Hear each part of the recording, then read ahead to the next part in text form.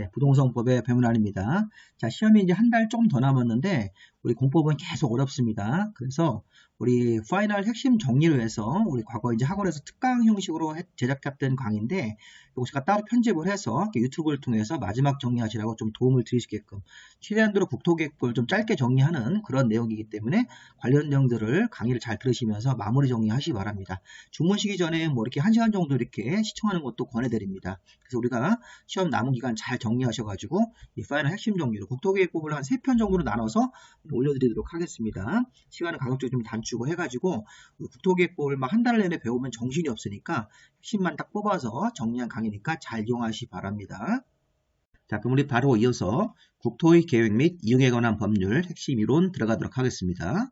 자, 먼저 우리 국토계획법의 전체적인 개요를 보는 겁니다. 자, 우리 국토의 계획 및 이용에 관한 법률, 자, 우리 줄여서 국토계획법이라고 호칭하는데, 자, 우리 국토계획법은 우리나라 전 국토에다가 행정계획을 수립하고, 그 다음에 그 행정계획을 잘 지킬 수 있게끔 이 개발행위 허가라는 제도를 운용하는 것이 큰 틀입니다. 그래서 보면 여기 선계획 파트가 있고 후개발 파트라고 나눌 수 있습니다. 국토계획법은 이 선계획 부분에서는 광역도시계획, 도시군기본계획, 도시군관리계획이 가장 중요한 계획들이고 시험의 주제들입니다. 자, 특히 우리가 도시군기본계획하고 도시군관리계획을 합쳐서 도시군계획이라는 용어를 사용합니다. 자, 이것도 시험 문제에 나올 수 있죠. 자, 시험 문제가 도시군계획은 광역도시계획과 도시군기본계획으로 구분한다 이렇게 하면 안 됩니다. 자, 도시군계획이라는 용어 안에는 도시군기본계획하고 도시군관리계획이 포함되어 있습니다. 자, 그리고 여기 도시군이라고 하는 것은 특별시, 광역시, 특별자치시, 특별자치도, 시 또는 군을 말하는 거죠. 우리나라 행정단위 중에서 특별, 광역, 자치시와 자치도는 요거 이제 광역지방자치단체고 기초지방자치단체의 시나 군도 있는데 이 6개의 행정단위를 앞으로 도시군이라고 부르는 겁니다. 그래서 우리 도시군 기본계획이나 도시군관리계획은 이렇게 6개의 각자 개별 도시에 대해서 어떤 장기적인 발전 방향을 수립하는 계획이 도시군 기본계획이고 6개의 개별 도시를 실질적으로 개발하고 정비하고 이렇게 보전하는 일종의 실행하는 계획 자체를 우리가 도시군 관리계획이라고 부릅니다. 자, 우리가 이제 도시군이라는 것은 6개의 도시가 포함되어 있다는 사실은 꼭 기억해야 됩니다. 여기 도시군기본계획, 도시군관리계획을 수립하거나 입안하는 장소이기 때문에 다시 한번 보도록 하겠습니다. 그럼 이제 우리가 선계획에서 이제 광역도시계획, 도시군기본계획, 도시군관리계획을 보고요. 그 다음에 우리 공익사업 중에서 이 도시군 계획시설사업하고 도시개발사업하고 정비사업이라는 게 있으니까 하나의 용어로서 접근을 해야 됩니다. 자, 우리가 편의상 도시군이라는 단어를 이제 강의할 때는 그냥 도시라고 하겠습니다. 군자를 떼고 편의상 도시군기본계획을 도시기본계획, 도시군관리계획을 도시관리계획, 그 다음에 도시군계획시설 사업을 도시계획시설사업이라고 이제 간단하게 군자를 떼고 호칭을 하겠는데, 자, 이렇게 보면 여기 도시계획 사업은 우리 공법상의 민간 사업은 다루지 않고 공익 사업을 말하는 겁니다. 자, 도시가 계획적으로 발전되기 위한 사업은 자, 도시계획 시설 사업인 도로나 공원 같은 거 만드는 사업이 있고, 그 다음에 도시개발 사업 같은 신도시를 만드는 사업이 있고, 재건축 재개발 같은 정비 사업이 포함되어 있습니다. 자, 우리가 이제 나중에 이 정비 사업은 3가지가 또 구분되어 있죠. 주거환경 개선 사업, 재개발 사업, 재건축 사업이 있는데, 자, 일반적으로 우리가 이제 재건축 재개발 사업을 중요하게 생각하기 때문에 이 정비 사업 안에는 3가지 사업이 별도로 또 구분되어 있고, 그중에 재건축 재개발 사업이 중요합니다. 자, 우리가 도로, 공원, 학교, 뭐 상하수 이런 걸 만드는 것을 우리가 이제 시설 사업이라고 그러죠. 정확하게는 도시군 계획 시설 사업인데 줄여서 도시계획 시설 만드는 사업, 도시개발사업, 그 다음에 정비사업이라는 게 있어서 이 3가지 사업을 우리가 이제 도시계획사업에 포함시키는 겁니다.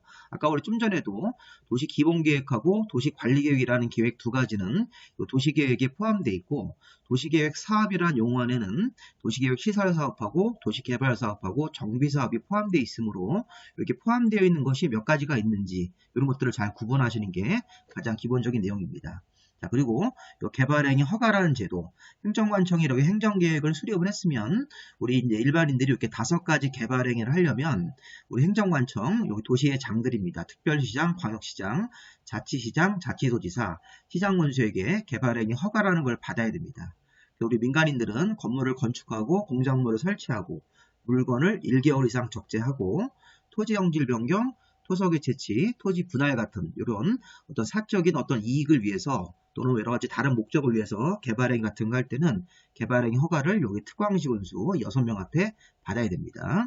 자, 그리고 이제 기반시설 연동제다고 해서 개발밀도관리구역하고 기반시설 부담구역이 있으니까 설명을 좀 드리도록 하겠습니다. 자, 제가 일단 개략적으로 설명을 드렸고 좀 더 자세하게 한 번 더 보도록 하겠습니다. 자, 일단 시험 문제 나오는 형태는 광역도시계획은 자, 광역계획권, 우리나라 도시를 여기 6개의 개별 도시를 2개 이상을 묶어서 광역계획권을 지정을 하고 2개 이상 도시를 광역계획권으로 묶고 그 광역계획권의 장기적인 발전 방향을 제시하는 계획을 말합니다. 자, 이렇게 노란색으로 써 있는 부분들이 중요한 포인트이기 때문에 그런 부분들을 잘 봐야 됩니다.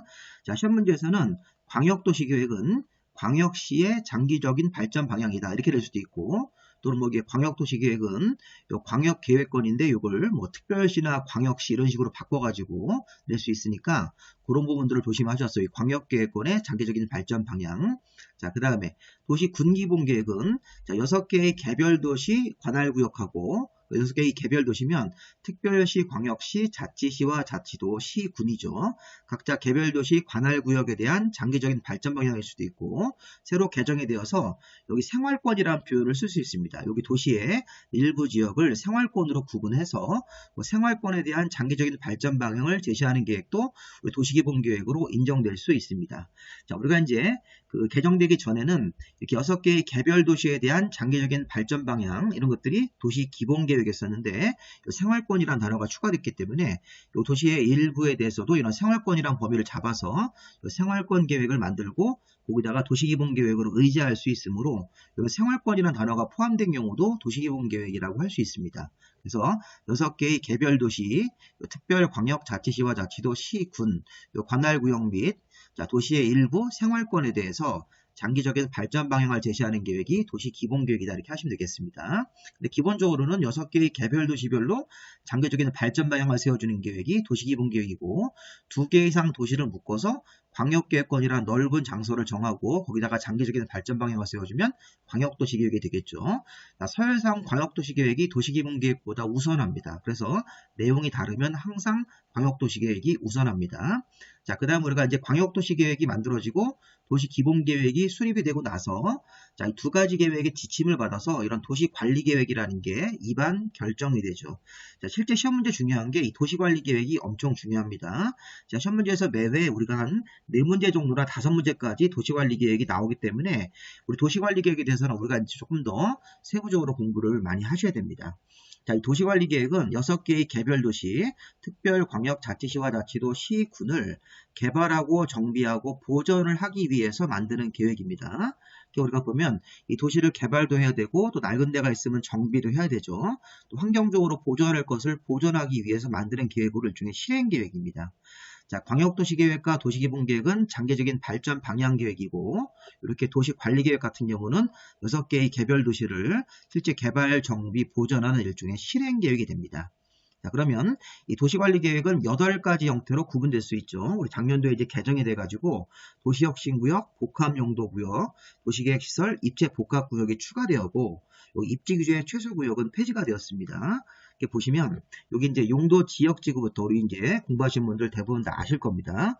자, 처음 공부하신 분들은 토지에다가 용도 지역이나 용도 지구라는 이름을 정해서 토지 소유자가 함부로 사용하지 못하게 규제하는 제도다. 이렇게 용도 지역과 용도 지구를 지정 변경하는 것이 1번 도시관리계획으로 결정하는 내용이다. 이렇게 생각하시면 되겠습니다.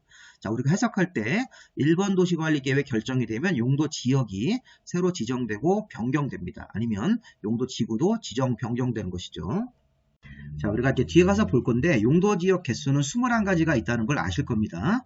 용도지구는 9가지 용도지구를 정리를 할 겁니다. 이름이.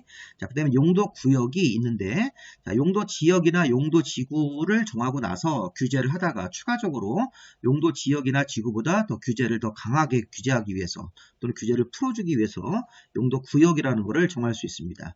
자, 용도구역은 여기 용도구역을 지정 변경하는 것은 2번 도시관리계획으로 결정하는 내용인데 이 용도구역 안에 개발제한구역, 도시자연공원구역, 시가와 조정구역, 수산자원 보호구역이 포함되어 있죠. 용도구역 요 4가지는 용도지역이나 용도지구 규제를 보다 강하게 자, 강하게 좀 더 세게 더 규제하기 위해서 용도 구역을 정하는 것이고, 요거 이제 6, 7, 8번도 용도 구역으로 포함시킵니다. 자, 도시혁신구역, 그 다음에 복합용도구역, 도시계획설의 입체 복합구역을 지정 변경하는 것은 요 붉은색으로 표시된 것들은 규제를 완화하는 거죠. 그래서 용도지역의 규제를 보다 세게 강화할 때는 용도구역으로 요 개발제한구역, 도시자연보호구역, 시가와 조정구역, 수산자원보호구역을 정하고, 자, 용도지역의 규제를 보다 이제 규제를 풀어주기 위해서 완화해주기 위해서 이 도시혁신구역하고 복합용도구역하고 도시계획설의 입체 복합구역을 정할 수가 있습니다. 6, 7, 8번 도시관리계획을 이제 결정을 해서 우리가 이제 1번, 2번, 6, 7, 8번이 용도지역, 용도지구, 여기 용도구역이라고 할 수 있습니다. 여기 2번하고 6, 7, 8번을 이제 용도구역 이름을 직접적으로 나열을 하고 있습니다. 자, 요 1, 2번 용도 지역하고 지구의 명칭은 뒤에 가서 배우시고요. 자, 그리고 이제 도로나 공원이나 학교 같은 여러 가지 기반시설을 설치할 때, 자, 우리가 이제 성격이 좀 바뀌죠. 1번과 2번과 6, 7, 8번 도시관리계획 같은 경우는 토지 위에다가 이름을 정하는 겁니다. 용도 지역이나 용도 지구나 용도 구역이라는. 근데 이제 3번하고 4번은 어떤 사업을 하는 건데, 기반시설을 설치, 정비, 개량한다. 도로, 공원, 학교. 자, 이 기반시설이 나중에 우리가 이제 도시계획시설로 이름이 바뀝니다. 그래서 이 기반시설 자체를 이제 도시계획시설로 이렇게 바뀌는 거기 때문에 기반시설이 도로, 공원, 학교, 상하수도, 기타 등등이 있는데, 자, 그런 것들이 도시관리계획 결정이 되면 도시계획시설로 이름이 바뀌므로 이 기반시설을 도시계획시설로 일단 놓고 설명할 수 있습니다. 그래서 우리가 도로, 공원, 학교와 같은 기반시설의 설치, 정비, 개량, 그 다음에 신도시 사업을 하는 도시개발사업, 자, 구도심을 재건축 재개발하는 정비사업, 자, 이런 것들을 시행할 때도, 자, 요 3번과 4번 자체가 이게 바로 여기 도시계획사업이라고 할 수 있습니다. 여기 기반시설이 도시계획설이 되는 거고, 여기 도시개발사업이 있고, 정비사업이 있기 때문에, 요 도시계획 사업하는 거, 여기 3번, 4번 도시관리계획은 어떤 사업을 하는 겁니다. 공익사업이겠죠. 자, 1번, 2번, 6, 7, 8번은, 이거는, 자, 어떤 토지 위에다가 용도 지역이나 용도 지구, 용도 구역이라는 명칭을 정하는 거고, 그래서 명칭을 정하면 이제 법에 따라서 이제 규제가 들어갑니다. 근데 기반시설 설치 정비, 도시개발사업, 정비사업은 일반적으로 우리가 수용 방식 같은 걸 통해서 강제로 토지나 건물의 권리를 수용해서 어떤 공익사업을 하는 거죠. 우리가 공익을 위해서 이런 기반시설 사업이라든가 도시개발사업, 정비사업이 필요하기 때문에. 자, 근데 마지막으로 이제 5번 도시관리계획은 지구단위계획구역의 지정 변경하고 지구단위계획의 수립입니다. 자, 우리가 지구단위계획 구역을 정하는 것은 행정관청이 특별히 여기를 관리하겠다 이런 뜻입니다. 그래서 행정관청이 특별히 관리하기 위해서 지구단위계획 구역을 정하고 거기다가 지구단위계획이라는 계획을 수립해서 그 지역을 체계적으로 관리하기 위한 계획을 별도로 배웁니다. 그래서 이 5번 도시관리계획도 되게 중요합니다. 자, 그다음 6, 7, 8번 아까 설명했듯이 용도구역인데 용도지역 규제를 풀어주는 거, 도시혁신구역을 정하고 거기다 도시혁신계획을 수립해서 규제를 풀어주는 계획을 만들어주는 것. 자, 복합용도구역을 지정을 하고 거기다 복합용도계획을 수립하는 거. 그 다음에 도시계획설의 입체 복합구역을 정합니다. 여기는 계획은 따로 없습니다. 자, 도시혁신구역, 복합용도구역, 도시계획설의 입체 복합구역 같은 것들 올해 시험 문제 나올 수 있기 때문에 그 용어들을 잘 봐야 됩니다. 시험 문제가 다음 중 도시관리계획으로 결정하는 것이 아닌 것 그러면 자, 여기 보시면 이런 걸 낼 수 있습니다. 여기 개발밀도관리구역이나 기반시설 부담구역을 지정하는 것. 이거는 도시관리계획으로 결정하는 거에 포함되어 있지 않습니다. 이건 별도로 규정되어 있는 거니까. 자, 그런 거 하나 잘 기억해야 됩니다. 자, 개발밀도관리구역을 정하거나 기반시설 부담구역을 정하는 것은 따로 이렇게 국토계획법의 뒷부분에 있는 것이지 용도구역이라고 할 수가 없습니다. 그래서 도시관리계획으로 결정하는 내용이라고 볼 수가 없습니다. 자, 여기 써있는 8가지 내용 잘 보시고요. 그 다음에 아까 보면서 여기 도시계획 사업이라는 용어도 정리를 했습니다. 자, 우리 개발행위 허가에 대해서는 뭐가 중요한 거냐면 여기 5가지 개발행위가 무엇인지를 확인하고 여기에 토지 분할 같은 건 토지의 합병 같은 건 포함되어 있지 않습니다. 자, 여기 보시면 자, 건축물의 용도 변경하고 토지 합병 같은 것들은 포함되어 있지 않으니까 우리 이런 것들은 이제 뒤에 가서 또 한번 설명을 할 건데 5가지 개발 행위를 먼저 암기를 해야 됩니다. 자, 건축물의 건축, 공작물의 설치. 자, 일반적으로 건축물을 건축한다는 것은 신축, 증축, 개축, 재축 같은 것들이 모두 다 포함이 되는 것이죠. 공작물 그런 이제 비닐하우스라든가 철탑 이런 것들인데 자, 이런 건축물의 건축이나 공작물의 설치 같은 걸 할 때는 일반적으로 우리가 여기 6명의 도시의 장들인 여기 특광시군수라고 제가 이제 줄여서 부르겠습니다. 자, 특별광역자치와 자치도 시장문수인 여기 6명의 관청한테 허가를 받아야 됩니다. 자, 그 다음에 이제 물건을 1개월 이상 쌓아두는 것, 자, 우리 목재라든가 석재, 뭐 드럼통, 컨테이너 이런 것들을 1개월 이상 쌓아두고 어떤 영업을 하는 사람들은 허가를 받아야 되는데, 허가를 받는 장소가 용도지역 이름상 여기 녹지지역, 관리지역, 자연환경 보전지역에서 여기 농림지역이 빠져 있습니다. 그게 최근에 시험 문제 한번 나왔던 개념입니다. 자, 녹지지역 같은 시골지역, 도시지역이라도 주거지역, 상업지역, 공업지역은 아니고 녹지지역 같은데 도심지, 외곽지, 그 밖에 관리지역, 그 다음에 농림지역은 빼고 이런 자연환경 보전지역에서 건축물 울타리 안쪽이 아닌 이 바깥에다가 물건을 1개월 이상 쌓아두면 허가 대상이니까 시험의 포인트는 자, 녹지지역에서는 물건을 1개월 이상 쌓아둘 때는 허가 대상인데 농림지역은 허가 대상이 아니다 이렇게 우리가 개념을 잡으십시오. 자, 농림지역은 농사짓는 행위가 많이 있으므로 농사짓는 거랑 관련된 행위는 이제 허가 대상으로 잡지 않습니다. 규제를 완화해주는 차원에서. 자, 토지 형질 변경이라는 용어는 땅을 깎아내는 거 절토. 자, 이렇게 땅이 이렇게 움푹 들어간 곳을 메꾸는 게 성토죠, 성토. 자, 정지는 울퉁불퉁한 땅을 평평하게 고르는 정지. 자, 포장, 공유수면 매립, 강이나 바다를 매립하는 이 5가지 공사가 모두 형질 변경이고 허가 대상입니다. 자, 흥골의 자갈바위의 채취, 이 토석 채취가 되는 것이죠. 우리 건축법상 분할 제한 면적이 있는데 이 분할은 너무 작은 면적으로 분할할 때 허가 대상이 된다 이렇게 개념을 잡으시면 되겠습니다. 뒤에서 볼 겁니다. 자, 분할 제한 면적 이상이면 어느 정도 큰 면적의 분할은 허가를 안 받고 이 건축법상 분할 제한 면적인 주거지역 60, 상업지역 150, 공업지역 150, 녹지지역 200제곱미터 그 미만으로 분할할 때 허가 대상이니까 너무 작은 면적으로 분할할 때는 허가 대상이다. 자, 우리가 기본적으로 이제 이 5가지 암기합니다. 자, 건물 짓고 물건을 쌓아두고 자, 토지 형질 변경, 토석 채취, 토지 분할이니까 앞글자를 따서 이 토자가 3개 있으므로 건물 짓고 물건 쌓고 토토토 이렇게 한번 정리해 보시기 바랍니다. 자, 여기에 토지 합병은 들어가지 않고요. 자, 건축물의 용도를 바꾸는 거, 건축물을 뭐 창고를 쓰다가 뭐 상가로 바꾼다든가, 건축물을 뭐 오피스를 쓰다가 이걸 무슨 뭐 연립주택으로 바꾼다든가 이런 용도 변경은 포함되지 않습니다. 자, 건축물의 용도 변경은 건축법에서 규제하기 때문에 국토기획법에서는 다루지 않는 겁니다.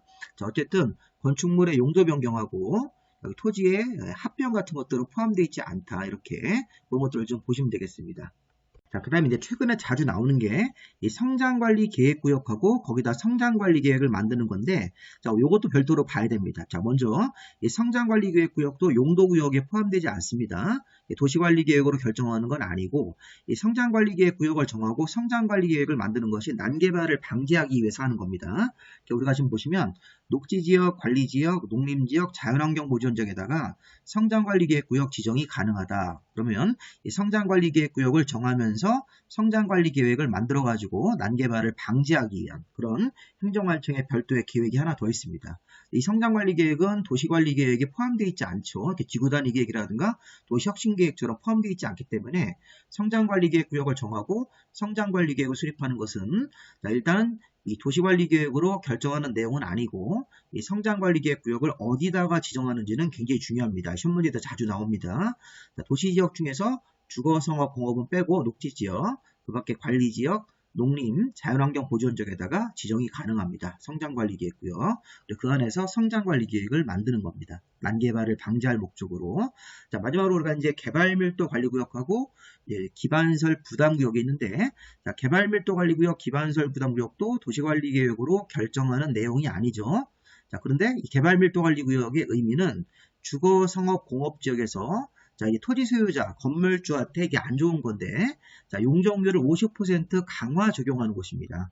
자, 개발밀도관리구역은 주거, 상업, 공업지역, 서울의 우리 뭐 청계천 같은데, 서울의 종로와 같은 이런 상업지역이라든가 서울의 주거지역, 공업지역은 이미 기반시설이 부족한데, 더 이상 기반시설을 설치할 수가 없는 지역으로 판단이 되면, 자, 용적률을 50% 이상 강화해서 건물 사이즈를 반으로 낮춰라 이런 식으로 강제로 정할 수 있습니다. 건축주한테 안 좋은 거. 개발밀도 용적률을 50% 강화하는 것이고, 자, 기반시설 부담구역은 이 개발밀도 관리구역 외의 지역으로 나가서 신규 개발 사업을 하다 보면 기반시설의 설치가 필요하기 때문에 개발행위 하기 전에 기반시설을 우선적으로 설치하는 구역이 기반시설 부담구역입니다. 자, 우리 서울숲 같은 거 생각해 볼까요? 서울에 이 성동구에 가보면 서울숲 공원이 있으면 그 서울숲 공원 때문에 인근 주변 지역이 많이 혜택을 보고 토지나 건물값이 많이 올라가 있죠. 자, 이런 것처럼 우리가 이제 우리 행정관청 이런 좋은 개발을 하기 위해서는 좋은 기반시설에 들어가야 돼서 이 기반시설 없이 난개발 같은 거 하는 걸 이것도 예방하기 위해서 자, 이게 주거 상업 공업 지역 같은 자, 이런 지역에서는 개발밀도 관리구역을 정해가지고 건물 사이즈를 반으로 줄이는 곳, 용적률을 50% 이상 강화하는 곳도 있지만 이런 기반시설 부담구역처럼 기반시설을 개발밀도 관리구역 외의적으로 나가서 신규 개발 사업 같은 거 할 때 기반시설을 우선적으로 설치하기 위해서 기반시설을 우선적으로 설치한다. 이렇게 부담하는 구역도 있습니다.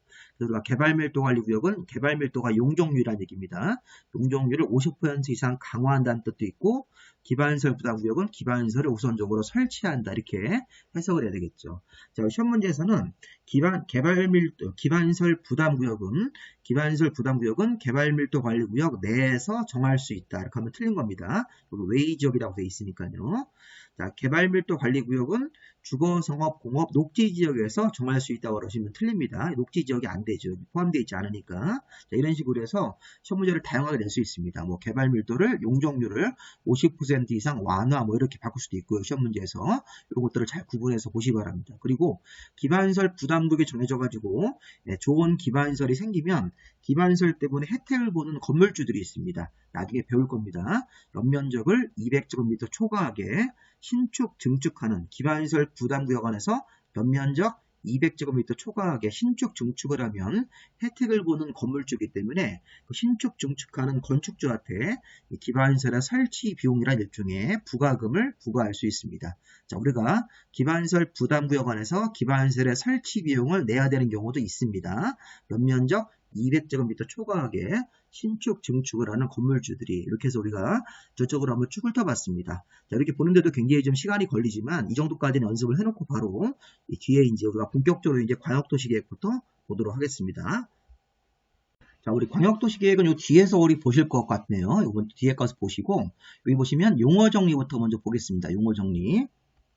자, 용어 정리를 추가적으로 보는 것은 여기 기반시설의 종류 7종류하고 그 다음에 여기 공간 재고조화 계획이라는 거를 정리하기 위해서 용어 정리를 한번 추가적으로 더 보도록 하겠습니다.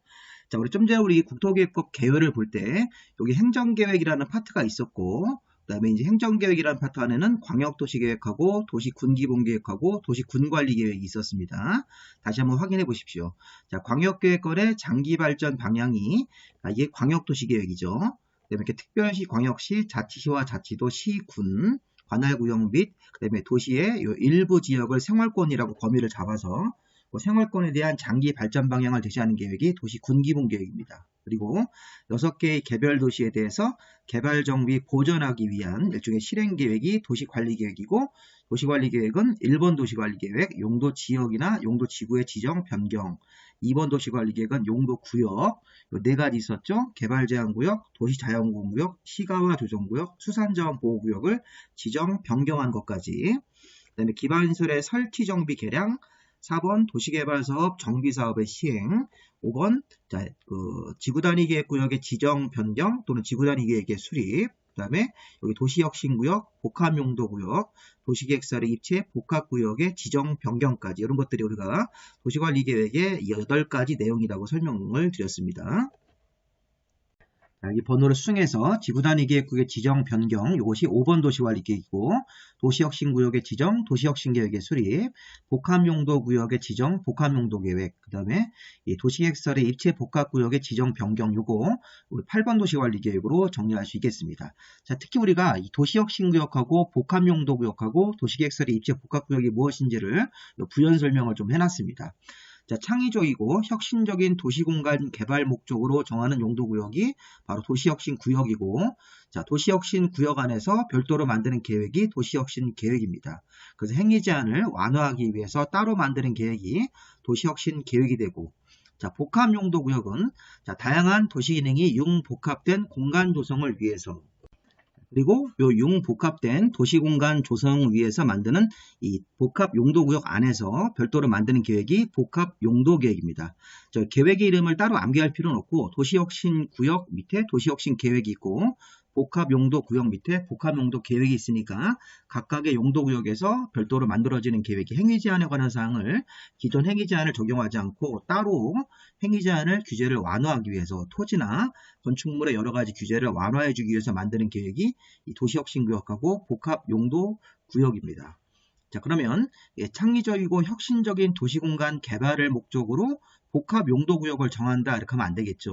노란색으로 표현된 부분들은 창의적 혁신적인 도시공간이란 말이 나오면 도시혁신구역이고, 자, 다양한 도시기능, 예를 들어서 주거, 상업, 산업, 교육, 문화, 의료 등 다양한 기능이 융복합된 공간 조성을 위해서 만드는 계획이 복합용도 구역입니다. 이렇게 융복합된 이런 말 나오면 복합용도구역.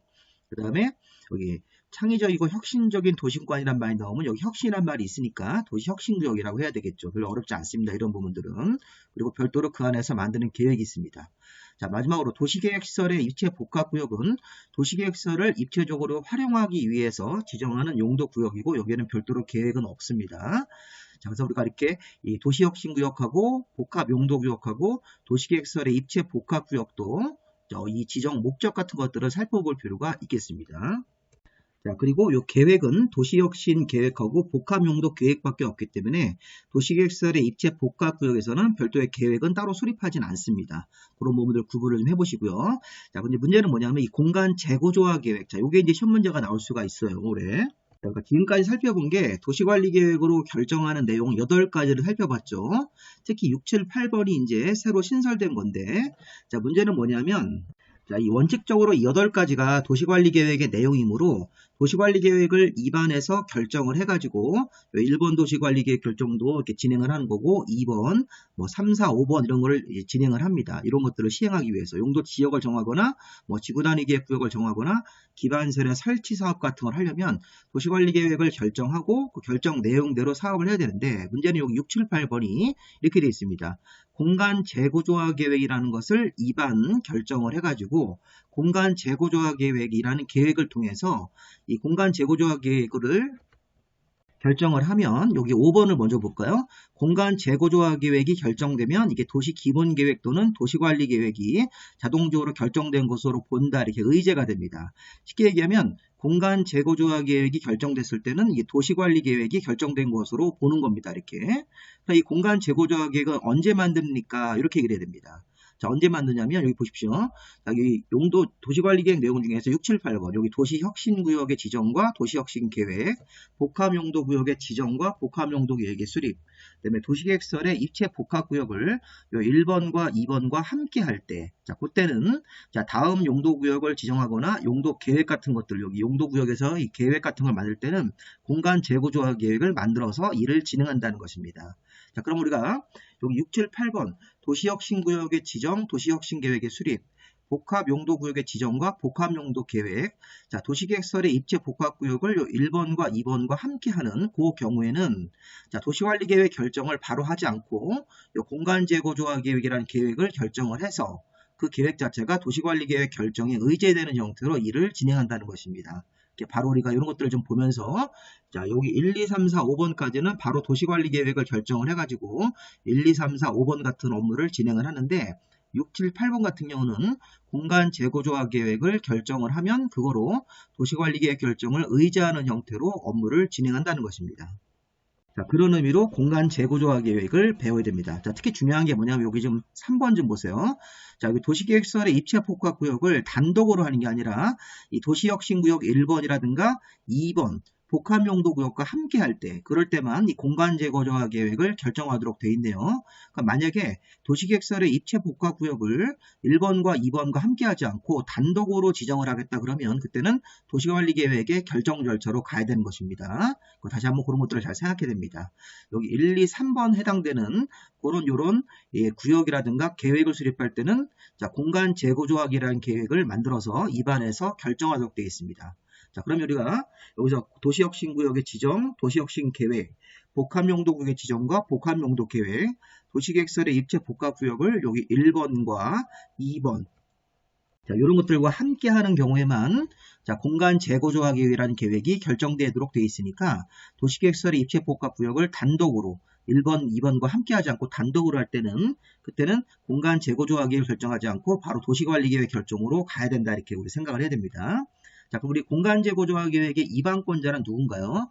자, 공간 재고 조화 계획도 도시 안에서 만드는 계획이기 때문에 여기 6, 7, 8번 같은 걸 하기 위해서 자, 이게 특별 광역시장, 자치시장과 자치도, 시장, 군수 같은 이 6명의 도시의 장들이 공간 재고 조화 계획을 위반하는 원칙입니다. 예외적으로 국토부 장관도 도시 경쟁력 향상이라든가 특화 발전, 지역 균형 발전을 위해서 6명의 도시의 장 같은 사람들이 위반할 수 있지만 예외적으로 국토부 장관도 위반이 가능합니다. 자, 주의할 점은 여기 도지사가 없네요. 도지사가 공간 재고 조화 계획의 위반권자에 포함되어 있지 않다는 것을 한번 살펴보시고, 자, 우리 항상 여기 공간 재고 조화 계획이든 도시관리 계획이든 위반을 해서 계획안을 위반해서 이제 결정하는 사람이 따로 있는데, 이 최종적으로 결정하는 사람이죠. 이 공간 재고 조화 계획의 결정은 시도지사가 직접 또는 시장문서 신청에 따라서 결정합니다. 예를 들어서 우리가 공간 재고 조화 계획을 서울특별시장이 위반했을 때는 서울특별시장, 여기 시도지사는 우리 시도지사가 누굽니까? 특별시장, 광역시장, 자치시장, 자치도지사, 도지사 이 5명이 시도지사이기 때문에 다 아시죠? 그럼 시도지사라 5명 관청이니까 서울시장이 위반했으면 서울시장이 이렇게, 광역시장이 위반했으면 광역시장이, 자치시와 자치도 이런 사람들이 위반했을 때는 자기 자신이 결정권자가 되는데, 자, 문제는 뭐냐면 여기 시장문수, 이렇게 시장문수가 위반했을 때는 도지사한테 결정 신청을 내야 되는 것입니다. 그래서 우리가 시도지사, 특별, 광역, 자치시와 자치도는 직접 결정하는 거고, 자기 자신이 위반해서 자기 자신이 직접, 시장문수 같은 관청은 도지사한테 신청을 해가지고 이 공간 재고 조화 계획이 결정되어 있습니다. 예외적으로 국토부 장관도 결정권자에 포함을 시켜야 되겠죠. 자, 왜냐? 국토부 장관이 여기 위반권자에 들어가 있기 때문에 국토부 장관이 위반하는 거는 국토부 장관 자기 자신이 결정권자가 돼야 되겠죠. 국토부 장관이 도시 경쟁력 향상, 특화 발전, 지역 균형 개발 발전을 위해서 공간 재고 조화 계획을 위반할 수 있다. 그러니까 위반해가지고 이런 것들을 이제 구역을 정하고 계획을 수립하는 것이죠. 그런데 국토부 장관이 위반했을 때는 국토부 장관이 결정권자가 되어야 되기 때문에 결정권자는 여기 시도지사하고 국토부 장관이 각각 상황에 맞게 결정하도록 되어 있습니다. 자, 공간 재고 조화 계획의 위반 결정 절차는 도시관리 계획의 위반 결정 절차를 준용하기 때문에 유사한 계획이라고 볼 수 있겠죠. 자, 도시관리 계획의 위반 결정 절차는 뒤에 가서 보시면 되겠습니다. 자, 의제 조항 중요합니다. 공간 재고 조화 계획이 결정이 됐을 때는 도시 기본계획이나 도시관리계획이 결정고시가 된 것으로 보기 때문에 여기서 우리가 광역도시계획이 결정된 것으로 본다 이런 식의 표현은 안 됩니다. 자, 제한. 자, 여기 보시면 공간 재고 조화 계획을 주민들이 제한할 수 있습니다. 자, 우리 공법에서 특히 국토계획법에서 제한이라는 것은 주민들이 주로 하는데 주민들이 이런 제한을 했을 때는 주민들한테 유리한 거, 여기 도시혁신구역 지정, 도시혁신 복합용도구역, 도시계획설의 입체 복합구역이 지정되면 규제가 완화되는 용도구역이기 때문에 토지나 건물 가격이 이제 올라갈 수 있습니다. 가격 경제적으로 이득을 볼 수 있죠. 이런 것들에 대해서 제한을 합니다. 그럼 제한을 하면 이 제한을 수용할 수 있는 여부에 맞으면 제한을 또 받아주도록 되어 있습니다. 행정관청은 우리 주민들의 어떤 재산권 같은 것들을 경제적으로 어떤 이익 증대를 위한 그런 업무도 수행을 합니다. 여기 보시면 제한, 주민이 자, 여기 위반권자한테 가서 공간 재고 조화 계획 위반을 제한할 수 있다. 자, 특히 여기서 조심하십시오. 이거 시험 문제 나올 가능성이 큽니다. 자, 도시혁신구역 복합 용도구역을 정해달라고 이 공간 재고 조화 계획 같은 걸 제한했을 때는 제한 면적의 3분의 2 이상 동의가 필요하고 도시계획설의 입체 복합구역을 지정하는 제한 같은 거 할 때는 5분의 4 이상, 면적 5분의 4 이상 동의가 필요합니다. 자, 이때는 조심할 게 뭐냐면 시험 문제가 도시혁신구역을 지정하는 제한 같은 거 할 때는 제한 면적에 국공유지를 제외하고 요 제한 면적, 사유지만 가지고 면적을 재는데 자, 도시혁신구역을 지정하기 위한 요 제한 면적에 5분의 4 이상 동의를 받아야 된다. 또는 요 밑에 거를 3분의 2로 바꿀 수 있습니다. 요 굉장히 중요한 겁니다. 요 제한. 여기 아까 공간재고 조화 계획은 요 1, 2, 3번 형태로 제한하는데 여기 1번 같은 거나 2번, 3번 같은 거 중에서 요 1번, 2번 같은 경우는 제한을 한다면 제한하는 면적의 3분의 2 이상 토지 소유자 동의를 받아야 되고 도시계획설의 입체 복합구역 같은 거를 이런 3번 형태로 제한할 때는 정해달라고 면적 5분의 2 이상 동의가 필요합니다. 자, 제한을 하면 45일 안에 반영하겠다 안 하겠다는 걸 통보하도록 되어 있고 자, 30일 정도를 연장할 수 있습니다. 불가피한 사정이 있으면요. 1회 하나요? 30일 정도 연장할 수 있다 이렇게 보시면 되겠습니다. 불가피한 사유가 있을 때 45일, 30일 요거 이제 뒤에 가서 우리가 도시관리계획의 위반 제한할 때도 비슷합니다. 자, 지금 배우는 건 공간 재구조화 계획에 대해서 2반을 제한할 수 있는데 여기 지금 이 제한할 때 1번과 2번 같은 경우는 면적 3분의 2, 3번 도시계획설의 입지 복합구역을 정해달라고 공간 재구조화 계획을 2반 제한할 때는 면적 5분의 1 이상 동의가 필요하다. 5분의 4 이상 요거 잘 확인하시기 바랍니다. 공간 재구조화 계획은 어떤 형태 1번, 2번, 3번 형태로 만들어지는 거고 2반권자가 누구고 결정권자가 누구고 의제 조항, 요 제한 조항 같은 경우를 공간 재구조화 계획을 만들어 달라고 주민들이 제안할 수 있다는 것들을 살펴보시기 바랍니다. 우리가 이렇게 행정계획에서 이런 것들을 쭉 보셨고 이 마지막으로 여기 국가계획이라는 게 있는데 국가계획은 서열상 광역도시계획이나 도시기본계획이나 도시관리계획보다 맨 위에 있는 최상위 계획입니다. 참고로 우리가 국가계획은 광역도시계획보다 위에 있는 계획인데 이제 누가 만들고 국가계획 안에 어떤 내용이 포함되어 있을 때 국가계획이냐 이렇게 두 가지 요건이 맞아야지만 국가계획이 됩니다. 자, 우리 국가계획은 중앙행정기관이 법률에 따라서 수립하는 계획 1조건. 자, 우리 중앙행정기관이면 여러 장관들이라고 생각하시면 됩니다. 우리나라에서.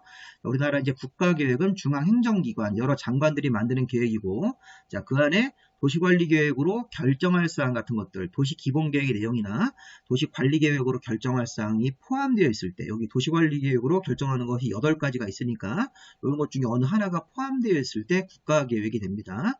자, 참고로 우리 국가계획은 중앙행정기관이 수립하는 계획이고 그 안에 도시관리계획으로 결정하는 사항이 포함되어 있을 때 국가계획으로 인정이 됩니다.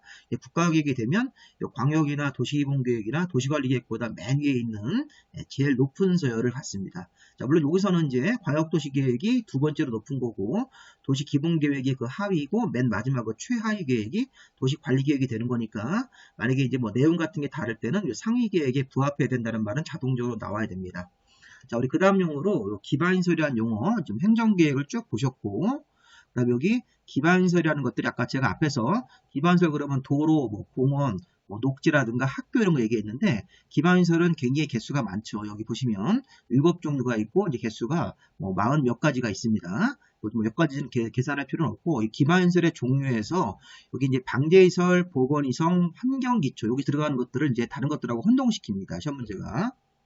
자, 예를 들어서 우리가 방제, 재해를 예방하는 시설들이 있죠. 하천, 유수지, 저수지가 대표적입니다.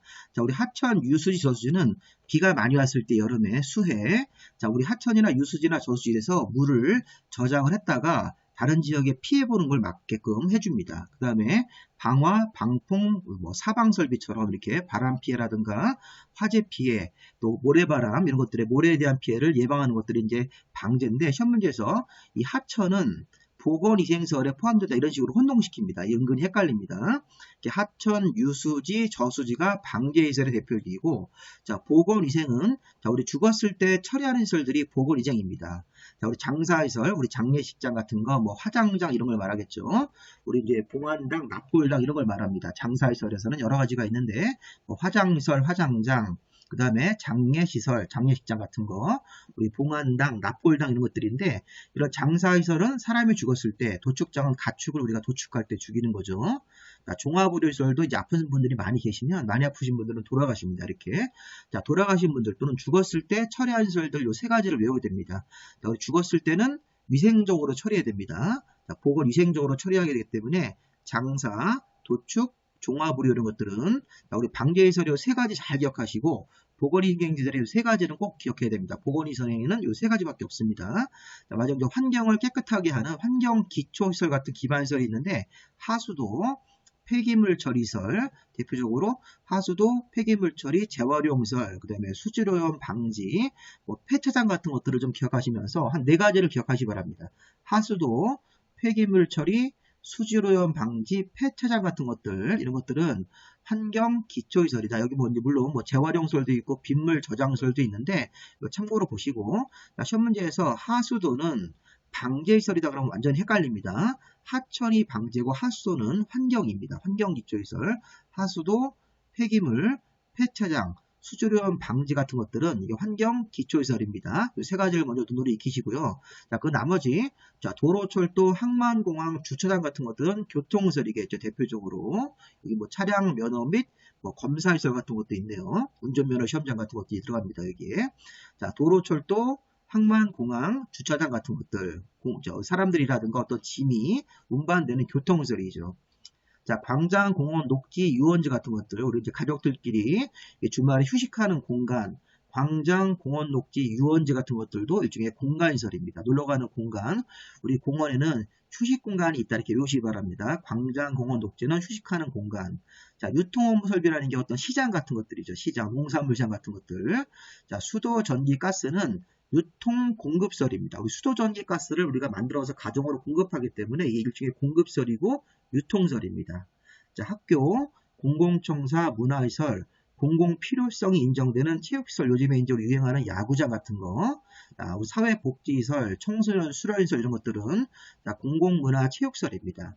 우리 공공문화 체육시설에서는 학교, 공공청사, 문화시설, 자, 여기 공공필요성이 있는 체육시설, 자, 사회복지, 청소년 수련소 같은 것들이 있는데, 자, 중요한 건 여기 5, 6, 7번이 중요하다고 설명을 했으니까 그거 다시 한번 보시기 바랍니다. 자, 이걸 완벽하게 암기할 수는 없지만 방제시설에 들어가는 거, 보건위생에 들어가는 거, 환경기초에 들어가는 것들 한 4가지 정도는 기억을 하시면 자, 웬만한 문제는 다 맞출 수가 있으실 겁니다. 자, 그 다음에 이제 도시계획설. 아까 좀 전에 배웠던 여기 써 있는 것들 7종류의 여러 종류의 기반시설이 있는데, 기반시설을 설치하려면 여기 도시관리계획의 내용이기 때문에 기반시설의 설치가 이 도시관리계획을 결정을 해야 됩니다. 도시관리계획 결정이 되면 그 결정 내용대로 사업을 해야 되는데, 자, 우리 처음에는 여기 도로, 공원, 수도, 전기, 가스, 학교 이런 것들이 처음에는 기반시설인데, 자, 이거 설치하기 위해서 도시관리계획이 결정이 되면 그때부터는 우리가 이제 이름을 도시계획시설로 부르는 겁니다. 그리고 이제 기반시설이 도시관리계획 결정된 이후부터는 호칭이 도시군계획시설, 줄여서 도시계획시설로 호칭을 합니다. 자, 마지막으로 우리 도시계획사업안에는 좀 전에 배웠던 도시계획시설 만드는 사업, 여기 보시면 도시개발 사업하고 이 정비 사업이 도시계획 사업에 들어갑니다. 그래서 보신 거니까 이렇게 이제 행정계획 쭉 정리하시고 기반시설 7종류. 자, 도시계획시설은 기반시설 중에서 도시관리계획이 결정된 시설. 자, 도시계획 사업에는 3종류 공익사업이 있으니까 노란색으로 체크한 것들을 잘 보시면서 공부를 해보시기 바랍니다. 자, 다음 이제 우리가 광역도시계획입니다. 자, 우리 광역도시계획은 광역계획원의 장기발전 방향. 항상 우리가 광역도시계획은 2개 이상 도시를 묶어서 광역계획권을 지정을 하고 거기다 장기적인 발전 방향을 세워주는 일반 국민들의 권리를 침해하지 않는 여기 비구속적 계획이 됩니다. 자, 어쨌든 광역도시계획하고 도시개발계획은 방향만 제시하는 비구속적 국민들의 권리를 침해하지 않는 계획이고, 도시관리계획이 이제 국민들의 권리를 침해하는 계획이라고 해석할 수 있는데, 이 광역도시계획으로 일단 왔을 때 우리 광역도시계획은 공부하실 때 여기 제목을 잘 보세요. 광역계획권을 먼저 지정합니다. 2개 이상 도시를 먼저 묶어야 되기 때문에 여기서 중요한 부분이 뭐냐면 국토부 장관하고 도지사가 광역계획권을 지정, 변경한다. 이렇게 해야 됩니다. 자, 국토부 장관, 시도지사 그러면 안 됩니다. 자, 우리 국토계획법이나 공법에서 시도지사는 5명을 말하는 거예요. 자, 우리 전국의 시도지사 그러면 특별시장, 광역시장, 자치시장, 자치도지사, 도지사가 다 모이는 거기 때문에 그거랑 똑같이 시도지사 그러지 말고 국토부 장관하고 도지사가 각각 광역계획권을 지정하도록 되어 있습니다. 그리고 광역계획을 이제 정할 때 지정권자가 누구냐 이걸 먼저 알고 가야 됩니다. 국토부 장관, 도지사. 그런 다음에 이 광역도시계획의 수립권자로 가서 뭐 시장군수가 공동수립, 시도지사 공동수립 이런 식으로 이제 범위를 잡을 겁니다. 그리고 여기 수립 승인 절차 해가지고 이 광역도시계획을 수립하고 승인을 할 때 여기 기초사 의견 청취 같은 걸 거친 다음에 수립을 하고 최종적으로 여기 협의와 심의, 자, 이런 걸 거친 다음에 승인하기 때문에 여기 요 세 칸까지가 수립 절차고 나머지가 승인 이후 절차라고 보시면 되겠습니다. 여기 협의 심의를 거쳐서 승인한다. 이게 승인 절차가 되는 것이죠. 이렇게 승인 이후에는 이제 뭐 알리는 절차, 공고 열람으로 일반 주민들한테 알리는 절차가 있습니다. 자, 이런 식으로 하고 마지막으로 조정 신청까지 이렇게 이제 순서를 딱 잡고 이 순서대로 공부를 한번 잘 해보시기 바랍니다. 자, 이 정도만 보시고 기출문제 풀어보시면 웬만한 건 다 풀립니다. 아주 어려운 심화 문제 빼고는 웬만한 건 다 풀 수 있으니까 이거 간단한 내용이지만 이렇게 만만치가 않습니다. 여기 보시면 간단해 보이지만 만만치가 않은 거죠. 자, 우리 먼저 이제 광역계획권의 지정부터 먼저 보겠습니다. 자, 우리 광역계획권은 자, 국토부 장관이나 도지사가 광역계획권을 지정하거나 변경을 합니다. 자, 광역계획권이 이제 같은 도안에서 만약에 지정이 되면 도지사가 다 이제 그 지역을 포괄할 수 있으니까 도지사가 정하는 거고, 국토부 장관이 정할 때는 이제 광역계획권이 2개 이상 시도에 걸쳤을 때, 만약에 서울하고 뭐 경기도 이런 식으로 서울, 경기, 뭐 인천 같이 이렇게 3개의 광역 지방자치단체가 포함됐을 때는 이거는 도지사가 하는 게 아니라 국토부 장관이 하고, 광역계획권이 뭐 전라북도 안에서 뭐 전주권 이런데, 충청북도 안에서 청주권 이런 식으로 해가지고 충청북도를 벗어나지 않고 청주하고 인근 도시들, 전라북도를 벗어나지 않고 이 전주시를 중심으로 인근 도시를 이렇게 묶는 그런 경우는 이제 도지사가 광역계획권을 지정을 합니다. 자, 문제는 국토부 장관, 시도지사가 아니라 국토부 장관, 도지사가 각각 광역계획권을 지정도 하고 변경도 하는데, 자, 이때 우리 광역계획권의 지정권자한테 지정 요청을 할 수 있습니다. 자, 이게 중앙행정기관의 장, 시도지사 이런 관청들은 주로 국토부 장관한테 광역계획권의 지정이나 변경을 요청할 수 있고, 요 시장문수도 자기 위에 상급자인 도지사한테 광역계획권의 지정 같은 것들을 또는 변경을 요청할 수가 있습니다. 우리 일반적으로 요거 시험 문제에서 이것도 몇 번 나왔습니다. 자, 중앙행정의 장, 시도지사, 시장군수가 광역계획권의 지정권자한테 찾아가서 광역계획권의 지정이나 변경을 요청할 수 있다. 이때도 우리가 중앙행정회장이나 시도지사는 국토부 장관한테, 시장문수는 이렇게 도지사한테 광역계획권의 지정이나 변경을 주로 이렇게 요청할 수 있다. 이렇게 보시면 되겠습니다. 자, 시험 문제가 이것도 어떻게 나올까요? 시장문수는 광역계획권의 지정권자한테 자, 광역계획권 지정이나 변경을 요청할 수는 없다. 이런 식으로 반대로 기술할 수 있습니다. 지정 요청, 변경 요청 같은 걸 할 수 있습니다. 여기 앞에 있는 관청들이. 자, 그리고 우리가 국토부 장관이나 시도의사가 광역계획권을 지정, 변경을 할 때 시도의사나 시장문수 같은 관청의 의견을 듣고 도시계획위원회 심의를 거쳐서 광역계획권을 지정하고 변경합니다.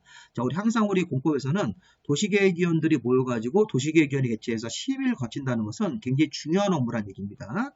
이렇게 보시면 국토부 장관이 자기 하급자인 시도의사나 시장문수 의견을 듣고 나서 여기 도시계획위원회 심의를 거칠 때는 국토부 장관 할 때는 중앙도시계획위원회, 자, 도지사가 광역계획권을 지정 변경할 때도 도지사가 자기 주변에 있는 시도의사나 시장문수 같은 사람들의 의견을 듣고 지방도시계획위원회 심의를 거쳐서 광역계획권을 지정하거나 변경을 합니다. 자, 이런 건 시험 문제에서 과거 어떻게 나왔냐면 도지사가 광역계획권을 지정을 하는 경우에는 자, 중앙도시계획위원회 심의를 거친다 이렇게 하면 안 됩니다.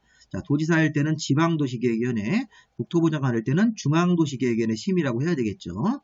그리고 의견 청취란 것도 한번 좀 보십시오. 국토부 장관일 때는 시도지사나 시장문수 의견 같은 걸 듣고 자, 심의를 거쳐서 지정 변경을 하고, 여기 도지사가 할 때는 도지사도 자기 주변에 있는 시도지사나 시장문수 의견을 듣는데, 하나 참고로 도지사가 지정할 때는 여기 의견 청취 대상에 여기 또 중앙행정기관이 또 포함되어 있습니다.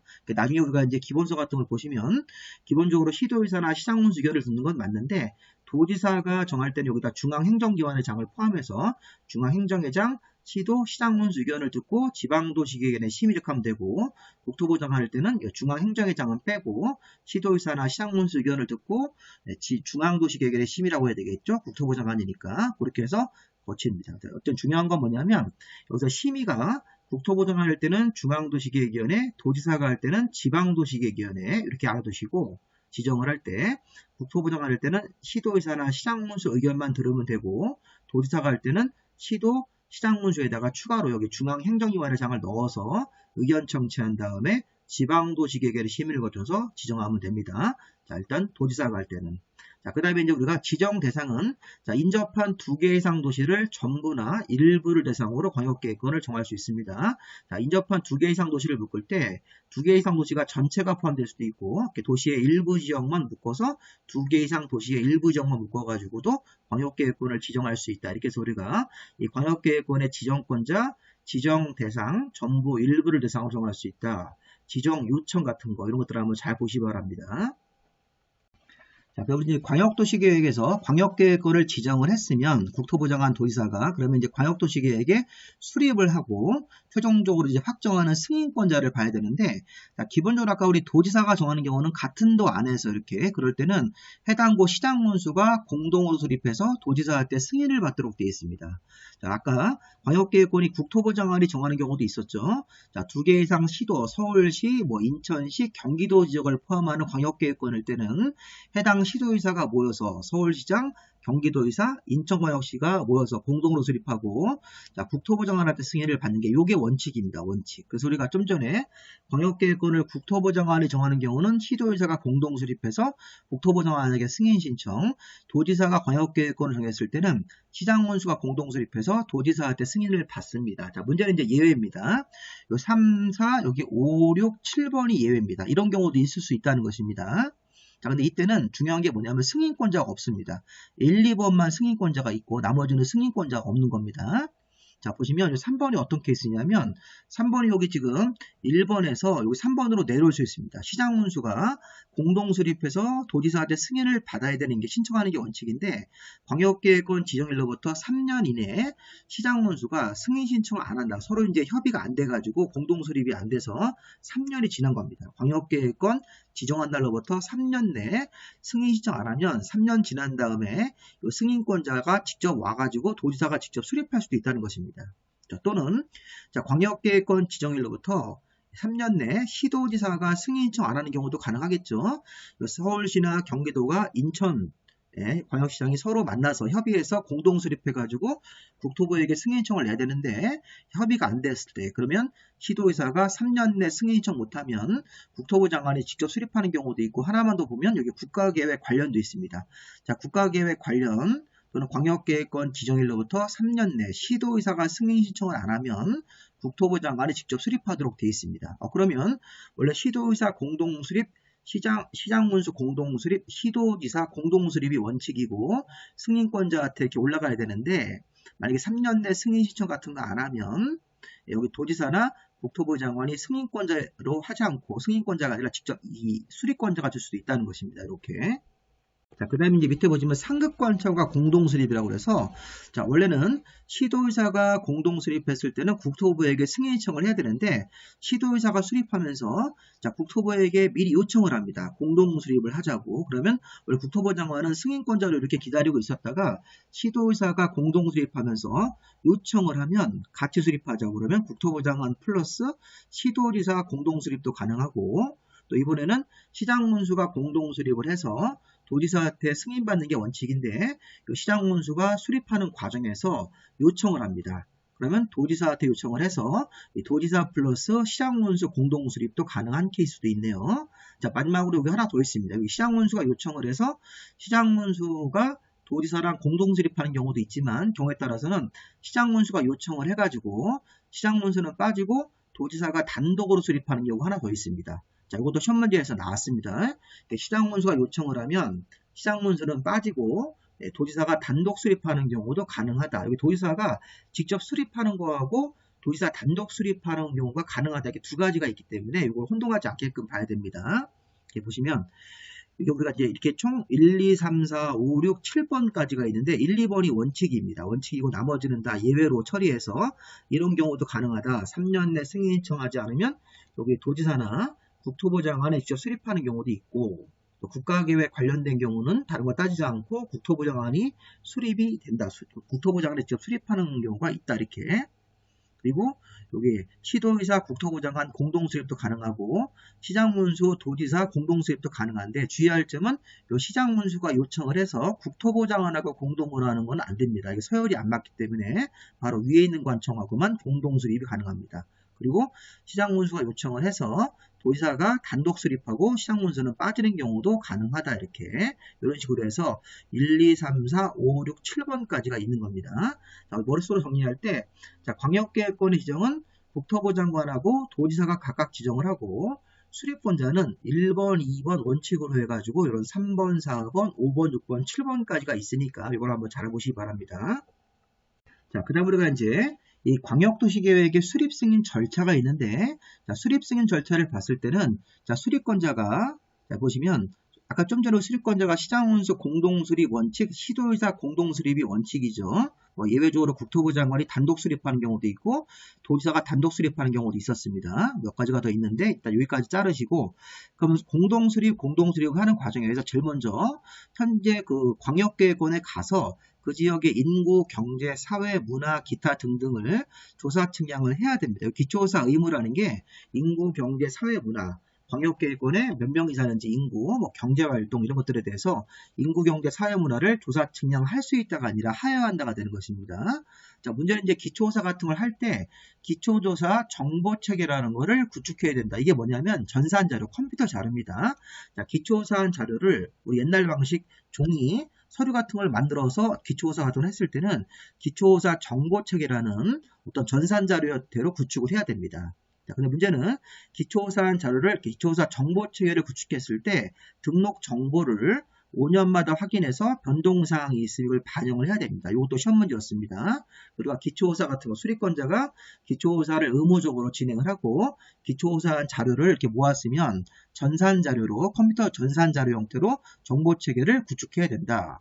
자, 정보체계에 등록된 정보는 5년마다 확인을 해서 변동사항이 있으면 반영을 해야 된다. 이걸 매년마다 이렇게 하면 안 되겠죠. 그리고 기초조사에는 여기 무성이라고 그래서 포함되는 사항이 없습니다. 기초조사안에 어떤 내용을 포함한다 이런 식의 표현을 하면 안 됩니다. 이건 조금 비교해 보면요. 자, 좀 이따 우리 보일 건데 도시 기본계획할 때는 이 기초조사안에 이성해가지고 토지 적성하고 재취약성이라는 거를 기초조사 내용으로 포함시켜야 됩니다. 우리가 이 광역도시계획 같은 거 할 때는 토지 적성이라든가 뭐 재취약성 같은 것들이 포함되어 있지 않기 때문에 무성이라는 말을 씁니다. 이렇게 해서 기초조사 같은 걸 의무적으로 해야 되고 기초조사 정보체계를 구축해야 되고 이 등록된 정보는 5년마다 확인해야 되고 기초조사 같은 거 할 때는 포함되는 사항은 별도로 없다. 뭐 토지 적성이라든가 제 취약성 분석 이런 것들을 포함시킬 필요는 없습니다. 자, 기초조사 했으면 수리권자가 그 다음에는 뭐 해야 됩니까? 자, 우리 공청회를 열어서 자, 공람이 아니죠. 공청회라는 간접적인 절차를 통해서 주민 전문가가 공청회에 참석하게 해가지고 주민 및 관계 전문가 의견도 들어야 되고 또 수리권자에 해당되는 요 지방의회가 있습니다. 여기 시도의사가 할 때는 시도의회, 시장문수가 공동으로 할 때는 시군 같은 지방의회 의견도 들어야 됩니다. 자, 최근에 시험 문제에서는 이 공청회를 개최하기 전에 공청회 개최 예정일 14일 전까지 1회 이상 자, 공고를 해야 됩니다. 여기 공청회 개최하는 날 14일 전까지 1회 이상 공청회를 왜 하는지 개최 목적, 개최 시간과 장소 같은 것들을 공고해야 됩니다. 뭐 일간신문이라든가 어떤 행정청이 발행하는 공보나 관보 이런 데다가 하나 선택해서 자 이게 공고하도록 되어 있는데 최근에 이제 문제가 좀 지저분해지죠. 이게 중개사 시험이 좀 어려워지다 보니까 공청회를 개최해서 주민과 관계 전문가 둘 다 의견을 들어야 된다. 이렇게 해서 끝나야 되는데 공청회를 개최할 때 세부 절차 개최 예정일 7일 전까지 그러면 안 되겠죠. 14일 전까지 1회 이상 각종 신문 이런 거 하나 선택을 해가지고 자, 공청회 개최 목적이라든가 시간과 장소 같은 것들을 공고해서 알려야 되고요. 자, 지방의회 여기 자, 시장문수가 공동으로 할 때는 시군의회고 자, 시도의사가 공동을 할 때는 시도의회라고 그래서 각각 지방의회 선택해서 지방의회 의견도 들어야 되고 지방의회는 업무가 바쁘더라도 30일 안에 의견을 제시하도록 되어 있습니다. 그래서 이렇게 보시면 기초조사 같은 걸 하고 자, 공청회를 개최해서 주민 전문가 둘 다 의견을 들어야 됩니다. 여기 미시기 때문에. 자, 시도나 시군 의회 의견을 들어야 되고 지방의회는 30일 정도 이내에 의견을 제시해야 됩니다. 자, 추가로 여기 시장문수 의견도 있네요. 이렇게. 여기 이제 시장문수 같은 관청이라든가 시도의사가 자기 이제 다른 시장문수라든가 자기 하급자 같은 이런 시장문수 의견도 추가적으로 듣게 되어 있는데 참고로 보시고요. 수리권자가 이렇게 공동수립했을 때는 시장문수는 도지사한테 승인 신청, 시도의사는 국토부에게 승인 신청을 했을 때, 자, 승인 신청을 받은 도지사나 국토부 장관은, 자, 도지사 할 때는 관계 행정기관회장과 협의하고, 지방도시계획의 심의를 거쳐서 최종적으로 광역도시계획을 승인하는 거고, 자, 국토부 장관 같은 경우는 여기 중앙행정기관회장과 협의하고, 중앙도시계획의 심의를 거친 다음에, 다른 행정기관들하고 업무 협의하고, 도시계획위원회 중앙도시계획위원회 심의해서 최종적으로 국토부 장관이 승인하도록 되어 있습니다. 자, 국토부 장관이나 도지사가 승인하면 이거를 다시 이제 시장문수나 여기 시도지사한테 송부해서 송부받은 시장문수나 시도지사가 관련 서류를 공고하고 일반인들한테 30일 이상 열람시키도록 되어 있습니다. 참고로 보시고요. 자, 문제는 이제 조정신청이라는 게 있는데 이 조정신청이 협의가 안 되는 케이스입니다. 자, 우리 협의가 안 되는 케이스가 뭐가 있었냐면 자, 보세요. 협의가 안 되면 자, 좀 전에 우리가 시장문수나 시도의사가 공동 수립을 하면서 협의가 안 되면 자, 요 시장문수 같은 사람이 협의가 안 되면 도지사한테 시도의사가 협의가 안 되면 국토부 장관한테 단독이나 공동으로 조정을 신청할 수 있다. 그럼 조정 신청을 받은 도지사나 국토부 장관은 지방이나 중앙도시계획위원회 심의를 거쳐서 조정하도록 되어 있습니다. 여기는 오타가 났네요. 자, 중앙도시계획위원회 심의를 거쳐서 조정하도록 되어 있다. 이렇게 조정 결과를 이제 보내주는 거죠. 그러니까 조정 결과를 받아서 여기 시도의사나 시장문수가 공동 수립하도록 되어 있는 것입니다. 자, 주의할 게 뭐냐면 여기 지금 3, 4번하고 헷갈리시면 안 돼요.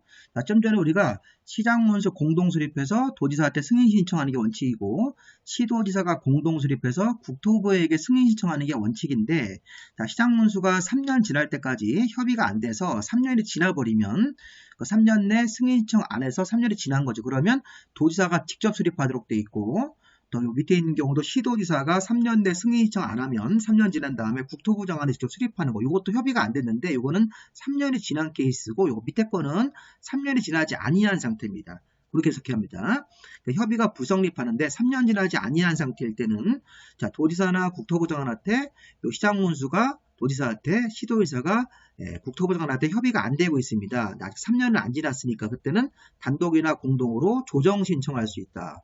그럼 조정 신청을 받은 도지사나 국토부 장관은 지방도시계획위원회, 중앙도시계획위원회 심의를 거쳐서 조정을 해서 조정 결과를 다시 이제 조정 신청한 사람한테 보내줍니다. 그럼 조정 신청을 한 시장문수나 시도의사가 조정 결과를 받아서 그걸 반영해가지고 공동 수립하는 경우도 있다는 얘기겠죠.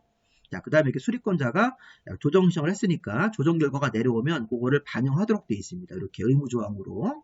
자, 그래서 조정 신청이라는 게 어떤 경우에 있는지를 잘 보시고 조정 신청이 들어왔을 때 조정 신청을 받은 도지사나 국토부 장관이 심의를 거쳐서 조정하도록 되어 있다. 이것도 좀 잘 보시기 바랍니다. 자, 마지막으로 이제 광역도시계획의 수립 기준 이런 거. 자, 우리 공법에서 기준자가 나오면 국토부 장관이 정하는 일종의 지침, 행정규칙입니다. 우리가 국토부 장관이 이 광역도시계획의 수립 기준 같은 것들을 세부적으로 정해서 이제 공무원들이 이제 보라고 광역도시계획 같은 거 만들 때 실무 공무원들이 수립 기준 같은 것들을 보고 판단할 수 있게끔 국토부 장관이 수립 기준을 정해줍니다. 자, 그 다음에 광역도시계획은 5년마다 타당성 재검토하는 규정이 없어요. 광역도시계획의 내용에 대해서 5년마다 재검토해라 이런 규정이 법조항이 없습니다. 자, 여기 밑에 있는 5번 조항은 좀 이따 도시기본계획 같은 거 보실 때, 자, 도시기본계획이 만들어지면 그 계획의 내용을 수립권자가 5년마다 재검토하도록 되어 있으니까 비교해 보시고, 이 수립기준은 국토부 장관이 도시기본계획 수립기준을 정하기 때문에 이 수립기준은 도시기본계획이나 뭐 광역도시계획이라든가 다 공통사항입니다. 공통사항인데 타당성 검토 규정은 5년마다 재검토하는 게 도시기본계획에는 있네요. 도시기본계획입니다. 광역도시계획에는 여기 5년마다 재검토하는 규정이 없다. 이런 것들도 문제가 나올 수 있으니까 한번 체크해 보시기 바랍니다. 자, 광역도시계획, 광역계획원의 지정부터 해서 수립권자를 7개로 나누고 수립 승인 절차 이런 것들 보시고 조정 신청, 수립 기준까지 이렇게 5가지 파트로 나눠서 한번 익혀두시고 이제 문제 한번 열심히 풀어보시기 바랍니다. 기출 문제 같은 거 위주로. 자, 이어서 이 도시군 기본계획에 대한 내용을 정리하겠습니다.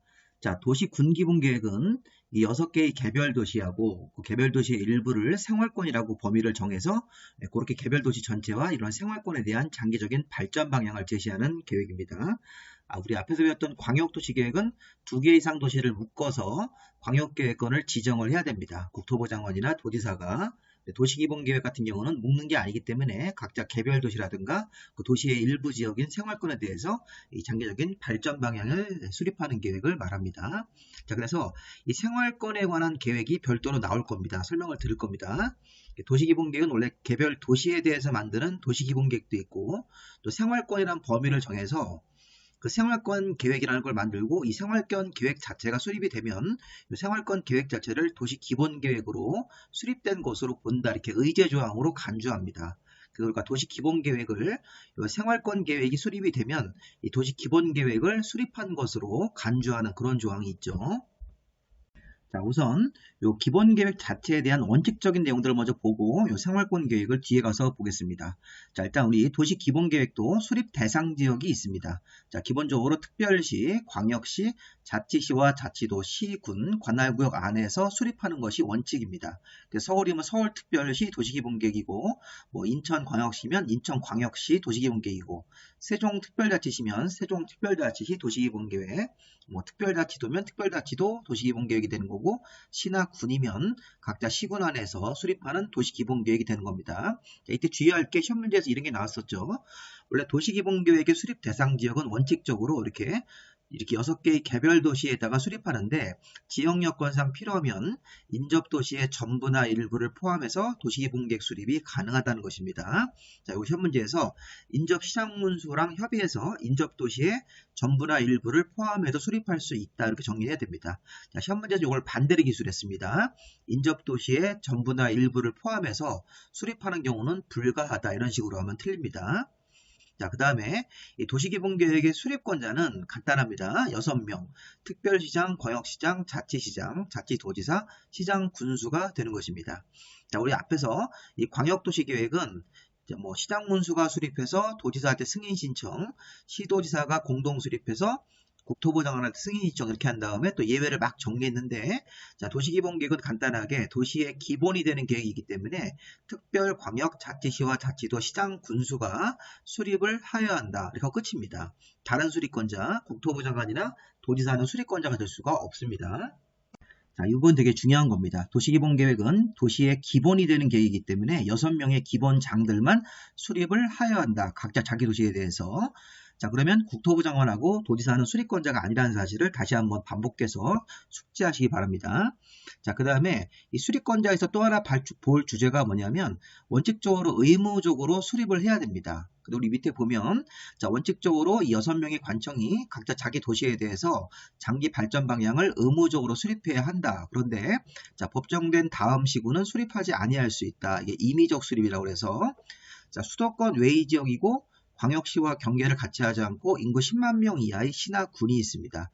자, 우리 공법에서 수도권이면 서울, 인천, 경기도 전체이기 때문에 수도권 외의 지역이면, 자, 서울, 인천, 경기도를 벗어난 지방을 말합니다. 그 지방에서, 자, 광역시와 경계를 같이 하지 않고 인구가 10만 명 이하의 시나 군이면 일종의 시골이기 때문에, 어떤 그 인구가 적은 시골 도시이기 때문에 이런 지역들은 도시기본계획을 수립하지 아니할 수 있다는 예외가 적용될 수 있습니다.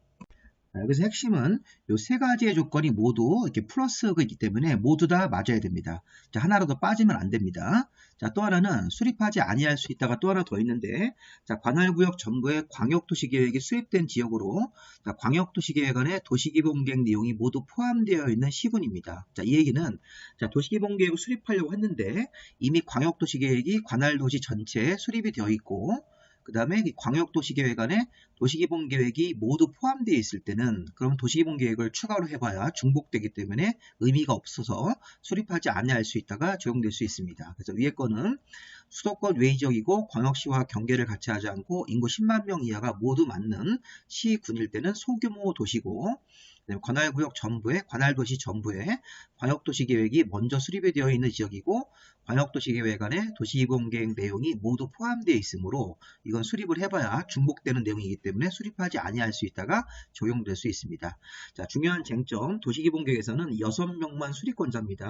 요 기본장 6명만 수립하고, 또 하나 중요한 쟁점은 원칙적으로 수립을 하여야 한다는데 예외적으로 수립하지 아니할 수 있는 도시가 이렇게 두 군데가 1번, 2번이 있으니까 그거를 잘 확인하십니다. 그러면서 뭐 국토부 장관이나 도지사는 뭐 예외적으로 수립할 수 있다, 이런 식의 표현이 나오면 안 됩니다. 도시기본계획은 6명만 수립권자고 수립하지 아니할 수 있다가 이렇게 두 군데가 있다는 사실을 확인하십니다. 자, 우리 승인권자는 누굴까요? 자, 우리가 승인권자는 우리 앞에서 광역도시계획은 시장군수가 공동 수립하면 도지사 승인, 시도의사가 공동 수립했을 때는 국토부 승인인데, 도시기본계획은 이 6명의 수립권자 중에서 뒤에 있는 시장군수, 기초지방자치단체인 시장군수만 수립한 경우에 도지사한테 승인을 신청합니다. 자, 특별광역자치시와 자치도가 수립했을 때는 자기 자신이 직접 확정합니다. 이게 과거에는 국토부 장관한테 승인을 받아야 되는데 그런 조항들은 옛날에 다 폐지됐습니다. 특별광역자치시와 자치도는 이 6명 중에서 광역지방자치단체이기 때문에 스스로 수립해서 스스로 확정한다고 해석을 하면 되겠습니다. 반면에 시장군수 같은 기초지방자치단체는 도지사한테 승인을 신청하기 때문에 도지사만 승인권자가 됩니다. 자, 그 다음에 우리가 수립권자, 승인권자를 봤으면 수립승인 절차가 있죠. 우리 앞에서 광역도시계획하고 비슷한 절차로 가는 겁니다. 자, 그러면 여기 도시기본계획도 수립권자가 6명의 수립권자가 여기 쭉 나와 있네요. 특별광역자치시와 자치도, 시장, 군수가 있습니다. 자, 수립권자 6명이 쭉 나오는데, 자, 특별광역자치시와 자치도는 자기가 직접 수립을 해서, 자, 수립을 할 때는 여기 기초사 의견 청취해가지고 수립을 했죠. 그다음에 협의와 심의를 직접 거친 다음에 확정하는 거고, 이 시장문수는 이 앞에 있는 절차를 거쳐서 수립을 한 다음에 도지사한테 승인 신청을 하고, 도지사가 협의와 심의를 거쳐서 승인하도록 되어 있습니다. 자, 우리가 이런 부분들이 있으니까 한번 좀 보세요. 자, 일단 수립권자 6명에 먼저 집중을 해주시고요. 자, 특별광역자치시와 자치도 시장 군수가 이제 수립하는 경우에 수립을 합니다. 제일 먼저 기초호사부터 해야 되죠. 자, 기초호사는 광역도시계획 기초호사 내용을 준용하기 때문에 우리 앞에서 배웠던 광역도시계획 기초호사 할 때 의무적으로 인구, 경제, 사회 문화를 조사 측량을 하여야 한다. 그리고 기초호사 정보체계를 구축을 해야 되고 5년마다 타당성 검토 같은 거 해야 되겠죠. 그런 것들 그대로 적용합니다. 자, 문제는 뭐냐면 자, 광역도시계획과 다른 점, 도시기본계획 수립을 위한 기초호사 할 때는 이성이 포함되어야 됩니다. 이성이 뭐냐면 자, 도시기본계획 기초호사 할 때는 기초호사 내용에 토지 적성에 대한 평가하고 재취약성 분석을 포함해야 됩니다. 자, 토지 적성 평가 또는 재취약성 분석 또는 뭐 검토란 말도 쓰는데 자, 이렇게 토지 적성하고 재취약성이란 두 가지 표현이 자, 도시기본계획 그 기초호사 할 때는 이게 포함이 돼야 됩니다. 자, 그리고 자, 만약에 도시기본계획을 위반한 날로부터 5년 안에 토지 적성 평가라든가 재취약성 분석을 먼저 했다면 도시기본계획을 이렇게 만들려고 하는 날로부터 5년 안쪽에 토지 적성이라든가 재취약성 분석이라는 게 먼저 포함되어 있을 때는 먼저 실시한 경우가 있다면 포함하지 아니할 수 있는 예외가 있습니다. 자, 다시 한번 보세요. 앞에서 우리가 광역도시계획을 할 때는 기초호사안에 포함되는 게 없었습니다. 무성입니다. 그런데 도시기본계획 같은 걸 수립할 때는 기초조사 안에 이성을 포함해야 된다. 토지 적성하고 재취약성 분석 이렇게 정확하게 되겠네요. 토지 적성하고 재취약성 분석을 포함해서 해야 된다. 다만 이 도시기본계획을 이렇게 수립하는 거 만드는 날로부터 5년 안에 토지 적성이라든가 재취약성 분석을 미리 했다면 미리 실시한 경우라면 포함시키지 아니할 수 있습니다. 이걸 5년 안에 미리 토지 적성이나 재취약성 분석을 미리 실시했다면 그 자료를 활용할 수 있기 때문에 포함하지 아니할 수 있는 예외를 인정합니다. 자, 이 부분이 시험 문제가 나올 때는 뭐라고 할 수 있냐면 자, 기초호사 내용에 환경성 검토하고 토지 적성 평가라는 게 포함된다. 이렇게 바꿀 수 있습니다. 자, 환경성이 아니라 토지 적성하고 재취약성입니다. 자, 나중에 우리가 이제 배울 건데 여기 도시관리계획 네 번째 테마로 가면 이때는 기초호사안에 3성이 들어가야 되고 이때 환경성이 들어가죠. 환경성, 토지적성, 재취약성이 들어갑니다. 그래서 우리가 지금 공부하실 때 도시기본계획할 때는 2성까지만 포함되고 광역도시계획할 때는 무성입니다. 무성. 이렇게 비교를 해가면서 공부를 해가셔야 됩니다. 자, 다시 보겠습니다. 자, 도시기본계획은 수립권자 6명이 기초호사를 먼저 의무적으로 해야 되고 광역도시계획 기초호사 내용을 준용해서 처리합니다. 자, 그리고 이 도시기본계획 기초조사 할 때는 이성을 포함해야 된다.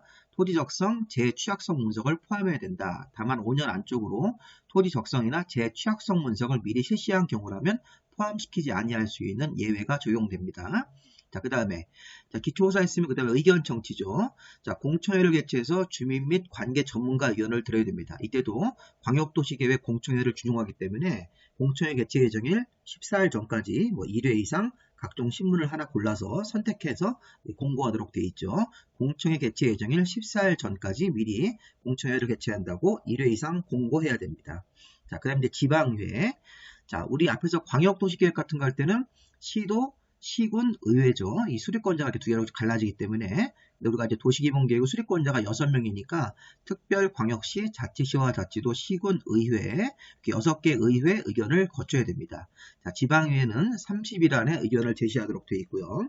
자, 그 다음에 이렇게 수립을 했으면 이 수립권자 중에서 이 붉은색으로 표현된 특별광역자치시와 자치도는 협의와 심의를 거쳐서 자, 직접 확정하도록 되어 있습니다. 도지사한테 뭐 승인 신청 같은 게 없어요.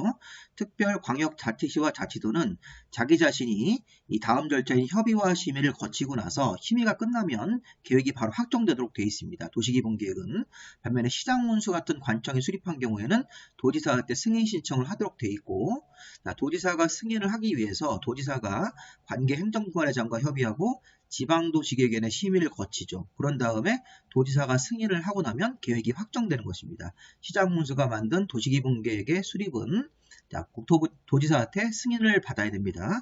국토부 장관의 승인을 받는다고 그러시면 안 되겠죠.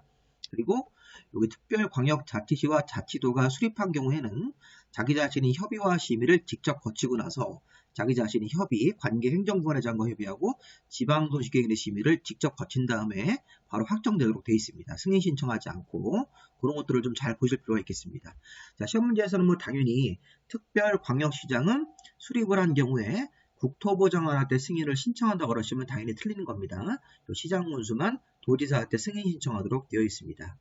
자, 도지사가 승인하고 나면 이거를 승인하고 나면 시장 문수에게 송부하고 송부받은 시장 문수가 이거 공고하고 발표하고 일반인들한테 30일 이상 열람시킵니다. 자, 그리고 여기 특별광역자치시와 자치도는 자기 자신이 협의와 심의를 거쳐서 확정했으니까 공고도 자기 자신이 한다 이렇게 확정한 다음에 자기 자신이 공고한다고 보시면 되겠습니다. 그래서 관련 공보에다 공고하고 30일 이상 열람시키는 거죠. 자, 도시개발계획은 5년마다 타당성 재검토하는 규정이 있습니다. 앞에서 우리 광역도시계획은 타당성 재검토 규정이 없었습니다.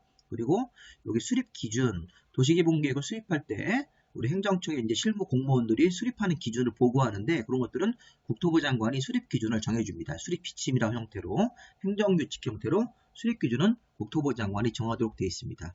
자, 이런 내용들은 이제 뒤에 우리가 도시관리계획 같은 거 할 때도 이 도시관리계획도 수립 기준 같은 경우는 국토부 장관이 정하는 거니까 공통사항입니다. 여기는 따로 표시가 안 되어 있지만 수립 기준, 도시관리계획의 수립 기준, 여기 도시기본계획의 수립 기준, 광역도시계획 수립 기준은 국토부 장관이 수립 기준을 정합니다. 이것도 우리 시험 문제에서 가끔 뭐 조례로 정한다 이런 식으로 이렇게 표현을 바꿀 수 있으니까 그런 거 하나 확인하시고 이렇게 공통사항도 있다는 것을 확인하시죠. 자, 다음에 우리가 네 번째 테마인 도시관리계획으로 갑니다. 좀 전에 생활권 계획을 안 했네요. 이걸 좀 하고 도시관리 계획으로 가겠습니다. 자, 일단 생활권 계획은 개별 도시에 대해서 각자 이렇게 6개의 개별 도시에 대해서는 도시기본 계획이 수립이 되어서 장기적인 발전 방향을 제시하고 그다음에 생활권 계획, 생활권에 대해서 이 도시의 일부 지역을 생활권으로 구분한 다음에 이 생활권에 대한 계획도 도시기본 계획으로 인정될 수 있다는 것입니다. 이 의제 조항 때문에. 생활권이라는 걸 구분해서 이 생활권에 대한 장기적인 발전 방향은 생활권 계획을 수립하는데 특별광역시장, 자치시와 자치도 시장 문수가 이 생활권별로 이 생활권에 대한 개발 정비 보전에 필요한 이런 생활권 계획을 따로 수립할 수 있으니까 이 6명의 관청이 도시기본계획 원칙적 수립권자랑 같습니다. 6명이 생활권 계획을 별도로 수립할 수 있다. 생활권에 대해서. 생활권 계획이 수립이 되면 이게 이제 35회 때 기출문제였었죠.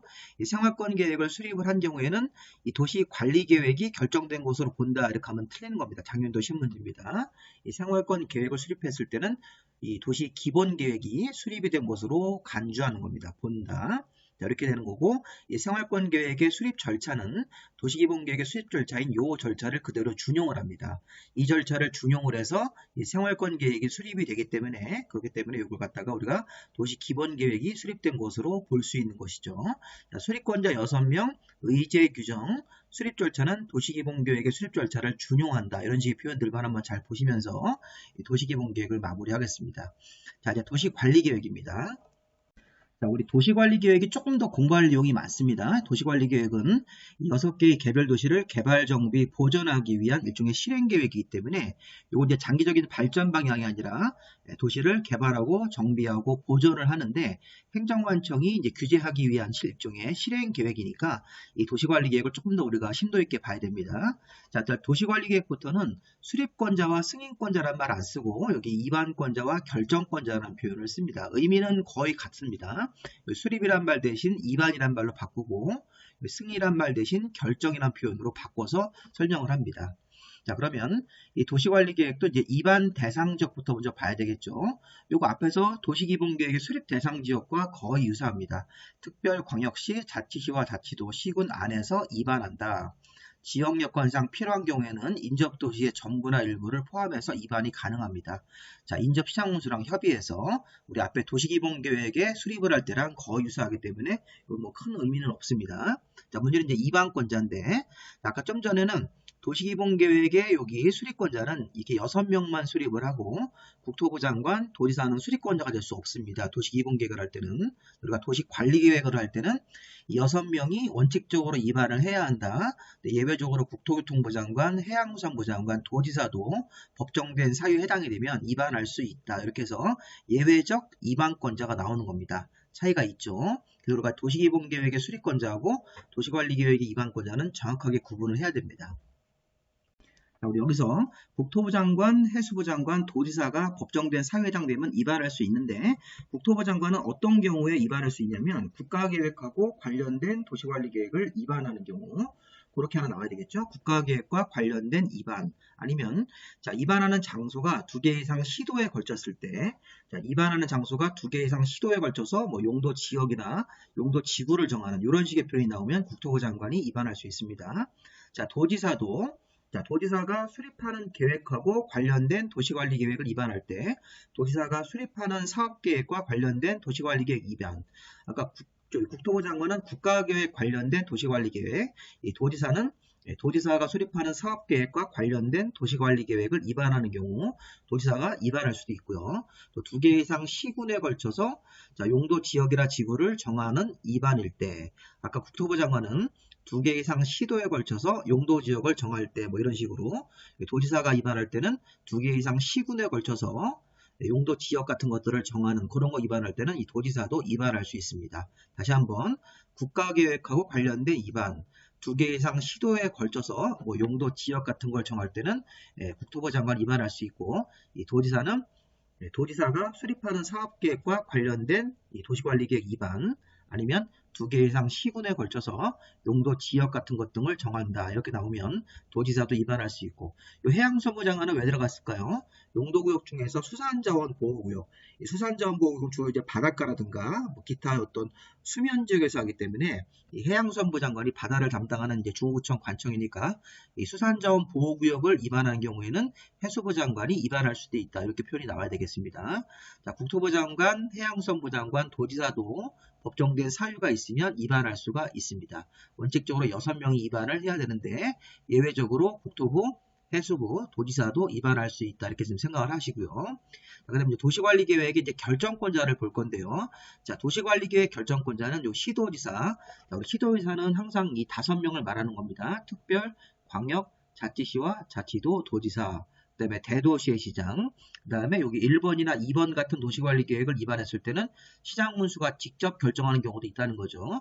대도시가 아닌 시장, 자, 대도시가 인구 50만 이상의 시니까 대도시가 아닌 그런 시장이나 군수도 1번 도시관리계획이나 2번 도시관리계획 같은 경우는 직접 결정을 할 수가 있습니다. 이거 굉장히 중요하죠, 이거. 우리가 해석을 할 때 이렇게 해석할 수 있겠죠. 여기 특별, 광역, 자치시와 자치도가 위반했을 때는 자기 자신이 결정합니다. 그리고 시장 문수가 위반했을 때는 도지사한테 결정을 하는데 신청을 해야 되는데 그런데 시장 중에서 인구 50만 이상이면 자기 자신이 결정한다. 이렇게 해석할 수 있습니다. 다시 한번 특별, 광역, 자치시와 자치도가 위반했을 때는 자기 자신이 결정권자가 여기 들어가 있으니까 자기 자신이 결정을 하고 시장 문수 같은 기초지방자치단체는 도지사한테 결정을 신청해야 되는데 다만 시장 중에서 인구 50만 이상의 대도시는 자기 자신이 결정권자가 된다. 이렇게 예외를 빼는 겁니다. 자, 그리고 추가적으로 하나 더 있습니다. 대도시가 아닌 시장이나 군수라고 하더라도 도지사한테 원래 결정 신청을 해야 되는데 여기 대도시가 아닌 시장이나 군수가 지구단위계획 구역을 정하고 지구단위계획 수립하는 거 용도지구를 폐지하면서 지구단위 계획으로 대체하는 거. 자, 이렇게 지구단위 관련된 도시관리계획 2개는 요 시장 군수가 자기가 위반해서 자기 자신이 결정권자가 되는 경우가 하나 예외로 더 있습니다. 자, 이런 식으로 우리가 해석을 해서 요 대도시가 아닌 시장, 또 요 시장하고 군수도 요 1번이나 2번에 해당되는 도시관리계획, 요 지구단위계획구역, 지구단위계획, 용도지구를 폐지하면서 그 규제를 지구단위계획으로 대체하는 이렇게 지구단위라는 말이 들어가 있는 도시관리계획은 시장 군수가 도지사한테 결정 신청하지 않고 자기 자신이 결정하는 게 되겠습니다.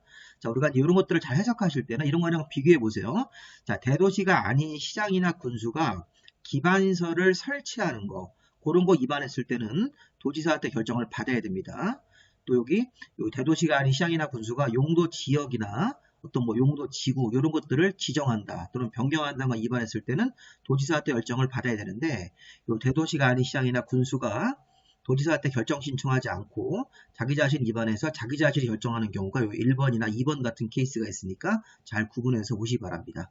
자, 그리고 이제 우리가 결정권자 중에서 이렇게 원칙이 시도지사, 대도시, 시장 문수가 결정하는 거 두 가지가 있었고, 자, 국토부 장관하고 해수부 장관이 결정하는 경우도 있습니다. 아까 해양수산부 장관은 이제 수산자원보호구역을 해양수산부 장관이 위반할 수 있으므로 수산자원보호구역에 대해서는 해수부 장관이 결정권자가 되는 거고요.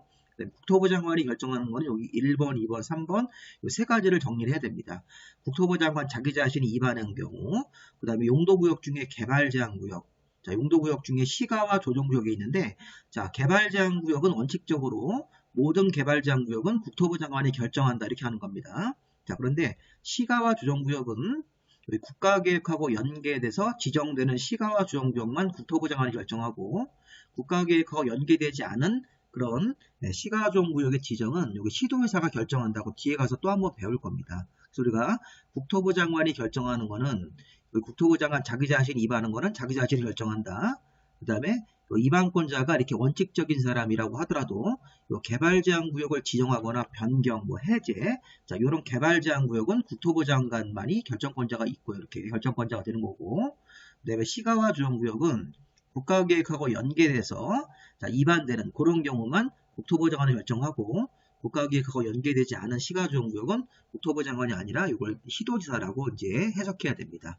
뒤에 또 한번 배울 겁니다. 자, 우리는 지금 위반 대상 지역 받고 위반권자하고 결정권자를 본 겁니다. 도시관리계획에 대해서. 자, 그 다음에 도시관리계획의 이제 위반 결정 절차로 한번 가볼까요? 자, 우리 도시관리계획의 위반 결정 절차도 이렇게 보시면 여기 위반권자가 위반을 하고 이제 결정권자가 결정을 하도록 되어 있습니다. 원칙적인 위반권자, 원칙적인 결정권자가 먼저 와야 되겠죠. 문제는 도시관리계획을 위반하는 경우에도 이렇게 기초조사를 먼저 하고 그 다음에 여기 주민의견 같은 것들 공람 절차를 통해서 주민의견을 듣고 또 지방의 의견이란 절차가 이렇게 있습니다. 도시관리계획을 위반할 때도 우리 앞에 도시기본계획하고 유사하지만 여기서 이제 차이점이 나타납니다. 여기는 공람, 주민의견을 직접 듣는 공람이고 우리 앞에서 도시기본계획은 공청회입니다. 또 지방에는 이렇게 지방의 이름이 중요한데 도시기본계획에서는 자, 이 도시관리계획에서는 지방의 이름이 중요한 게 아니라 지방의 의견을 듣는 항목이 이렇게 1번, 2번, 3번으로 고정이 되어 있습니다. 그러니까 모든 도시관리계획을 위반할 때 지방의 의견이 아니라 이렇게 1번, 2번, 3번 도시관리계획을 위반할 때만 지방의 의견을 듣습니다. 이렇게 해석을 해야 됩니다. 그리고 기초조사할 때도 삼성을 포함하고 이렇게 생략조항도 있네요. 이런 거는 도시기본계획에는 없습니다. 도시기본계획에서는 이렇게 이성을 포함하고 생략조항 같은 것들은 없는데요. 도시관리계획은 삼성을 포함하고 이렇게 생략하는 규정들이 있으니까 이런 것들 제가 좀 추가적으로 설명을 좀 드리도록 하겠습니다. 자, 먼저 우리 기초조사 같은 것부터 보겠습니다. 도시관리계획을 위반하는 과정에서 기초조사를 의무적으로 해야 되죠. 도시관리계획을 위반하는 장소에 가서 그때도 이제 기초조사, 인구, 경제, 사회, 문화 등을 조사 측량을 일단 기본적으로 해야 됩니다. 자, 문제는 이제 기초조사 내용에다가 삼성을 포함해야 됩니다. 환경성 검토, 토지 적성 평가, 재취약성 분석 세 가지를 모두 포함해야 됩니다. 아까 우리 도시 기본계획 할 때는 이성입니다. 환경성은 빠지고 토지적성, 재취약성만 포함하는데 도시 관리계획 같은 거 할 때는 삼성을 포함해야 되죠. 그 다음에 이제 기초조사를 생략할 수 있습니다. 여기 경미한 변경, 여기 기역번, 니은번, 디귿번 같은 경우, 그 다음에 뭐 지구단위계획 구역을 정하려고 도시관리계획을 위반하는데 해당 지역의 도심지에 위치하거나 이런 말이 나오면 이 기초조사를 건너가고 다음 절차로 갈 수 있다는 것입니다. 항상 우리가 이제 이 생략조항이 나오는 이유는 뭐냐면 생략조항이 있죠. 생략조항이 나오는 이유는 주민의견도 생략이 있습니다. 도시관리계획을 최초로 위반해서 최초로 결정을 했습니다. 그럼 그 이후에 뭐 기간 얼마 지난 다음에 도시관리계획을 변경할 때도 변경 위반을 하고 변경 결정을 해야 되는 것입니다. 그럼 그 변경하는 과정에서 어떤 경미한 변경 사항이 있거나 아니면 여기 동그라미 2번 같은 그런 항목에 해당이 되면 도시관리계획은 기초조사 같은 거 변경 위반할 때 기초조사를 생략할 수 있다 이렇게 해석할 수 있는 것이죠. 자, 중요한 건 뭐냐면 기초조사를 생략할 수 있다도 시험 문제가 나온다는 사실이기 때문에 좀 봐야 됩니다. 자, 기초조사를 생략할 수 있는 것. 자, 별 표시가 되어 있는 경미한 변경. 자, 도시계획 시설 부지를 정해놓고 나서 도시계획 시설 부지를 정해놓고 나서 면적을 5% 미만으로 변경하거나 도시계획 시설 부지 면적, 도시계획 시설 부지가 근소하게 위치가 변경되거나 아니면 도시지역이 축소되면서 어떤 용도지역 같은 경우를 변경할 때 이렇게 세 가지를 좀 기억합니다. 자, 경미한 변경. 자, 우리 원래 법조문을 보면 경미한 변경이 열 몇 가지가 있는데 다 보실 필요가 없고요.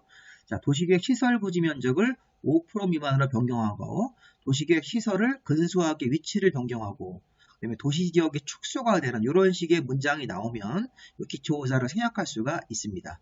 자, 또 하나의 동그라미 2번 같은 경우도 있는데 공통생략 사유로 자, 지구단위계획구역을 정하려고 하기 때문에 도시관리계획 중에 5번 도시관리계획입니다.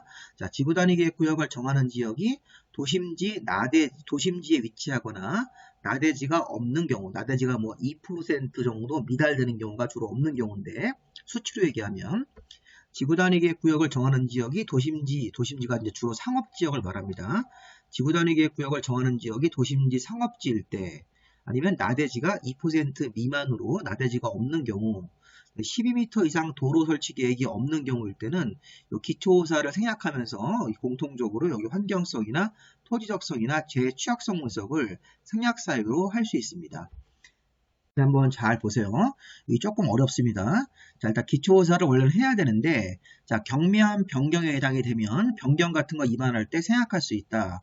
도시계획 시설 부지 면적 5% 미만의 변경, 도시계획 시설의 근소한 위치 변경, 도시지역이 축소되면서 이런 식의 문장이 나오면 기초조사를 생략할 수 있기 때문에 이런 환경성이나 토지적성, 재취약성도 포함시키지 않고 다 생략할 수가 있습니다. 자, 또 하나, 이 동그라미 2번도 자, 지구단위계획구역을 정하려고 위반하는데 해당 지역이 도심지 상업지역에 위치하거나 아니면 나대지가 없는 경우일 때 지구단위계획구역을 정하려고 하는데 해당 지역에 나대지가 없은 상태 즉 해당 지역의 2% 미만으로 나대지가 있는 경우 그런 경우를 말합니다. 그 다음에 12m 이상 도로 설치 계획이 없는 경우일 때는 이 기초조사를 생략하면서 환경성이나 토지적성, 재취약성도 모두 생략 사유로 걸 수 있습니다. 자, 그렇게 일단 알아두십시오. 자, 중요한 거 기초조사 할 때는 삼성을 포함해야 된다. 기초조사의 생략 사유가 이 동그라미 1번과 2번 이렇게 두 가지로 나눠서 기역, 니은, 디귿 동그라미 2번도 기역, 니은, 디귿 이 세 가지를 한번 잘 기억하셨다가 생략 사유를 잘 체크해 보시기 바랍니다. 자, 시험 문장 한번 만들어 보겠습니다. 자, 지금 지구단위계획구역을 정하는 지역이 도심지 상업지역 또는 상업지역에 연접한 지역 이런 걸 말하는 건데 자, 지구단위계획구역을 정하는 지역이 도심지 상업지역일 때는 토지 적성 평가를 생각할 수 있다. 이게 맞는 문장입니다. 왜냐하면 기초조사하고 환경성, 토지적성, 재취약성을 모두 생략할 수 있기 때문에 하나를 딱 골라서 생략한다고 생략 사유로 볼 수도 있는 것입니다. 아니면 이렇게 나대지 면적이 없는 경우 자, 지구단위계획구역을 정하는 지역이 나대지가 없는 경우 나대지가 2% 미만일 때는 자, 환경성 검토로 생각할 수 있다. 이것도 맞는 문장으로 볼 수 있습니다. 기초조사 생각해도 되고 환경성도 모두 생략 사유로 걸 수 있다는 것입니다. 동그라미 2번에 기역, 니은, 디귿은 자, 그 다음에 우리가 주민의견 청취로 하겠습니다. 자, 일단은 아까 우리 도시기본계획 앞에서 할 때는 공청회를 개최해서 주민 전문가 의견인데 자, 이때는 이제 전문가는 빠지고 도시관리계획 할 때는 전문가는 빠지고 개별 주민들을 규제하는 도시관리계획이기 때문에 주민의견만 듣습니다. 그러니까 주민의견을 공람 절차로 듣습니다. 자, 공람이라는 게 여기 보시면 일간신문하고 홈페이지에다 공고하고 14일 이상 열람기간을 주고 열람기간 동안 주민의견을 받아주는 겁니다. 자, 도시관리계획 위반하는데 우리 공람 절차가 진행됩니다. 자, 일간신문하고 홈페이지에다 공고하고 그다음에 14일 이상 열람기간을 주고 열람기간 동안 이 도시관리계획 위반하는 거에 반대하는 주민들은 의견을 내십시오. 자, 타당하다고 인정이 되면 반영을 해주겠습니다. 이런 식으로 공람 절차를 통해서 주민의견을 듣습니다. 주민은 여기 공고, 열람, 줄여서 공람인데 이 공람 절차 14일 이상이기 때문에 보통 14일을 주고 14일 기간 동안 의견을 내고 공람기간 종료일로부터 60일 안에 결과를 통보받습니다. 자, 이거 시험 문제에서 어떻게 낼 수 있냐면, 자, 공람기간 종료 60일 안에 의견서를 제출한다고 하시면 안 돼요. 자, 의견 제출은 이 공람기간 14일 이상, 14일 기간 동안만 의견을 제출할 수 있고, 공람기간 종료일로부터 60일 안에는 제출된 의견의 결과를 반영 여부를 통보해주는 기간이기 때문에 공람할 때 14일과 60일을 잘 기억하시기 바랍니다. 자, 그리고 주민의견 청취도 생략할 수 있네요. 이거 잘 보세요. 주민의견 청취가 아까 기초조사의 생략사유인 경미한 변경 요거 도시계획 시설 부지 면적 5% 미만의 변경, 근소한 위치 변경, 도시 지역에 축소되는 그것이 중복돼서 주민의견 정치로 생략사유가 됩니다. 자, 근데 문제는 뭐냐면 이거 보세요. 중앙행정기관의 장이 요청을 해서 국방상, 국가안전보장상 기밀을 요하는 도시관리계획은 주민의견 정치 생략사유가 됩니다. 이거 조심할 게, 자, 중앙행정기관의 장이 요청을 꼭 해야 됩니다.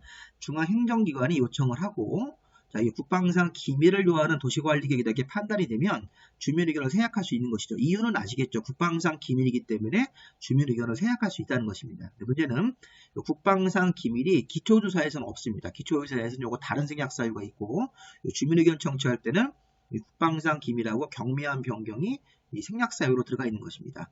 생략사유가 이렇게 동그라미 1번, 동그라미 2번 기초조사에 걸려있고, 주민의견 청취에도 생략사유가 두 가지가 걸려있는데, 이런 부분들을 잘 구분해서 보시기 바랍니다. 만약에 시험 문제에서 중앙행정기관의 장이 요청을 하고 국방상 기밀을 요하는 도시관리계획을 위반할 때는 기초조사를 생략한다고 해서 이건 틀린 겁니다. 이 주민의견 쪽에 생략사유로 걸어야 됩니다. 자, 반면에 경미한 변경, 별 표시된 거 있었죠. 요거는 여기 5% 미만의 변경, 근소한 이시 변경, 도시지역 축소는 요거는 기초조사 생략사유도 되고 주민의견 정치 생략사유도 된다는 사실을 잘 확인하시면 되겠습니다. 자, 다음에 이제 우리가 이 지방의 의견 청취를 보겠습니다. 지방의 의견 청취는 도시관리계획의 내용 중에서 용도지역, 용도지구, 용도구역을 지정 변경할 때, 자, 광역설의 설치, 자, 법정된 기반설, 주간선도로, 뭐 도시철도, 대학교, 공원 이렇게 주간선도로와 같은 기반시설 이런 거, 도시철도 같은 기반시설, 자, 대학교, 공원, 뭐 지방자치단체 청사, 화장장 같은 이런 주요 기반시설에 대한 설치 같은 거 할 때는 지방의 의견을 듣습니다. 그럼 우리 잘 보세요.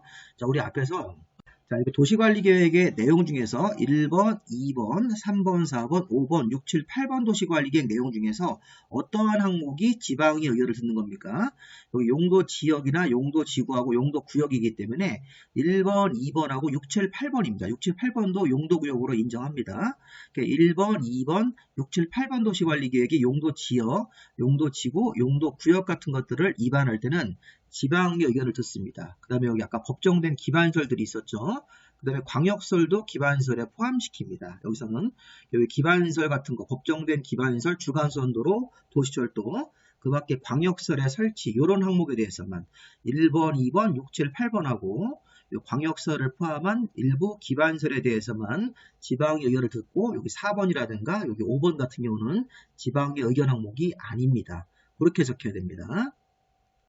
자, 다시 돌아오시면 지방의 의견은 용도지역, 용도지구, 용도구역을 지정 변경하는 거 위반할 때는 지방의 의견이 필요하다. 자, 광역설은 우리가 기반설로 해석할 수 있습니다. 뒤에 가서 배울 겁니다. 자, 법정된 기반설, 주간선도로, 도시철도, 대학교, 그 다음에 공원. 자, 지방자치단체 청사, 화장장 같은 주요 기반설 같은 거 설치할 때는 지방의 의견을 듣도록 되어 있습니다. 그래서 주의할 거는 아까 설명한 대로 지구다리계 구역을 정하는 것, 그런 거 위반할 때는 지방의 의견 청취가 아닙니다. 자, 또 하나 중요할 거는 요겁니다. 공원 중에서 소공원과 어린이 공원은 제외입니다. 그러니까 만약에 시험 문제에서 이 공원이 일반적인 큰 공원을 설치할 때는 중요 기반시설이기 때문에 지방의 의견을 든다가 맞는데, 이 소공원이라든가 어린이 공원 같은 거 설치할 때 또 기반시설이기 때문에 지방의 의견을 듣습니다. 이렇게 하면 틀린 지문이 되는 겁니다. 요즘에 이런 걸 많이 냅니다. 뭐는 제외한다는 표현을 많이 하기 때문에 이런 거 한번 살짝 한번 보시기 바랍니다. 자, 우리 주민의견 공람 절차를 통해서 듣고 지방의 의견 청취는 도시관리계획 내용 중에서 이렇게 일부 항목 1, 2, 3번으로 열거된 요거에 대해서만 지방의 의견을 듣습니다. 자, 그 다음에 여기 주민 제한, 제일 중요한 게 나왔죠. 자, 주민은 도시관리계획을 위반해달라고 제안을 할 수 있습니다. 자, 지금 주민이 제안한 항목이 1, 2, 3, 4, 5번. 자, 이것도 이제 개정이 되죠. 과거에는 여기 이제 입지규제 최소구역이라는 게 있었는데, 여기 폐지가 되었습니다. 자, 폐지가 되고 이제 5번이 새로 바뀐 건데, 이거 우리가 뭐 작년도에 바뀐 거니까 미리 봐야 되겠죠.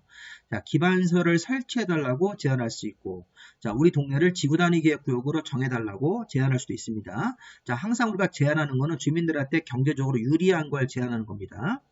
자, 우리 나중에 배우실 건데 용도지구 중에서 개발지능지구라는 게 있고 그중에서 공장 같은 걸 짓는 산업유통개발지능지구 이런 것들을 제한할 수 있어요. 그 다음에 용도지구의 건축 제한을 지구단위 계획으로 대체해달라. 기존에 용도지구라는 게 있었는데 용도지구 건축 제한이 너무 규제가 강해서 주민들이 힘들어. 그래서 이거를 용도지구 건축 제한을 없애주고 지구 단위 계획으로 대체해달라 이렇게 제안할 수 있습니다. 그 다음에 도시계획서를 입체적으로 활용하기 위해서 도시계획서 입체 복합구역 지정을 제한할 수도 있고, 자, 그러면 문제는 뭐냐면 기반시설 지구단위 산업유통 용도지구 제한을 지구단위 기획으로 대체하고 도시계획설의 입체 복합구역을 지정하는 거 제한할 수 있는데, 자, 요건 우리가 좀 암기를 해야 되겠죠. 앞글자를 따서 용산 기지 입구에서 제한서를 낸다. 도시계획설 입체복합구역의 입자를 따서 빨간색 글자를 따서 용산 기지 입. 자, 우리 옛날에 이제 과거에는 이제 미군 부대가 용산에 있었죠. 그럼 이제 우리가 용산 기지 앞에서 제한서를 낸다. 이런 식으로 한번 암기하고 싶으란 말이다. 우리가 용할 때는 용도지구의 제한을 지구단위 계획으로 대체하는 것. 자, 조금 봐야 되겠죠. 자, 산업유통개발진흥지구를 제한하는 것. 그 다음에 기반설의 설치 정비 개량을 제한하는 것. 지구단위 계획구역을 지정하고 지구단위 계획의 수립을 제한한다. 그 다음에 도시계획설 입체 복합구역 지정 변경 같은 걸 제한할 수 있고 그 안에서 건폐율이나 용적률 높이 같은 것들도 제한할 수 있습니다. 규제를 풀어달라고. 우리 용산 기지 입을 제한할 수 있다. 자, 더 중요한 게 뭔가요? 자, 이게 주민이 제안서를 내면 45일 안에 반영 여부를 통보하고 1회하나요 30일 연장할 수 있습니다. 우리 이런 것들은 우리 앞에서 공간 재구조화 계획을 입안했을 때도 제안했을 때도 이렇게 45일 안에 결과 통보하고 30일 연장할 수 있었죠. 답변을 주는 거 이거 보시고 그 다음에 더 중요한 게 이게 용산기지 입에 주민이 제안을 할 때 이게 동의 요건이 있습니다. 자, 이 면적 계산할 때 국공유지를 제외하고 면적 계산할 때 기반설의 설치 정비하고 도시계획설의 입체 복합구역 같은 것들을 제한할 때는 그때는 면적 5분의 4 이상 제한 면적의 5분의 4 이상 동의를 얻어서 제한서를 내고 지구단위 계획구역의 지정, 산업유통, 자, 용도지구 건축 제한을 지구단위 계획으로 대체하는 것은 면적 3분의 2 이상 동의를 얻어서 제한서를 낼 수 있습니다. 이거 잘 봐야 됩니다. 맨 위에 거하고 맨 밑에 1번과 5번은 면적 5분의 4 여기 기반시설 도시계획설 같은 그런 것들에 대해서는 면적 5분의 4 이상 동의를 얻어서 제한서를 내고 자, 그 이외의 것들에 대해서는 3분의 2 이상 동의를 얻어가지고 제한서를 냅니다. 자, 특히 여기 3번 좀 보세요. 여기 산업유통개발진흥지구를 제한할 때는 산업유통은 면적 3분의 1 이상 동의도 얻어야 되고 이 제한 면적이 1만 제곱미터 이상 3만 제곱미터 미만으로 제한서를 내야 됩니다. 그리고 땅은 용도지역상 자연녹지, 생산관리, 계획관리지역에서만 제한서를 낼 수 있고 이 계획관리지역의 비율이 50% 이상 들어가야 됩니다. 자, 요거 시험 문제 나올 것 같습니다.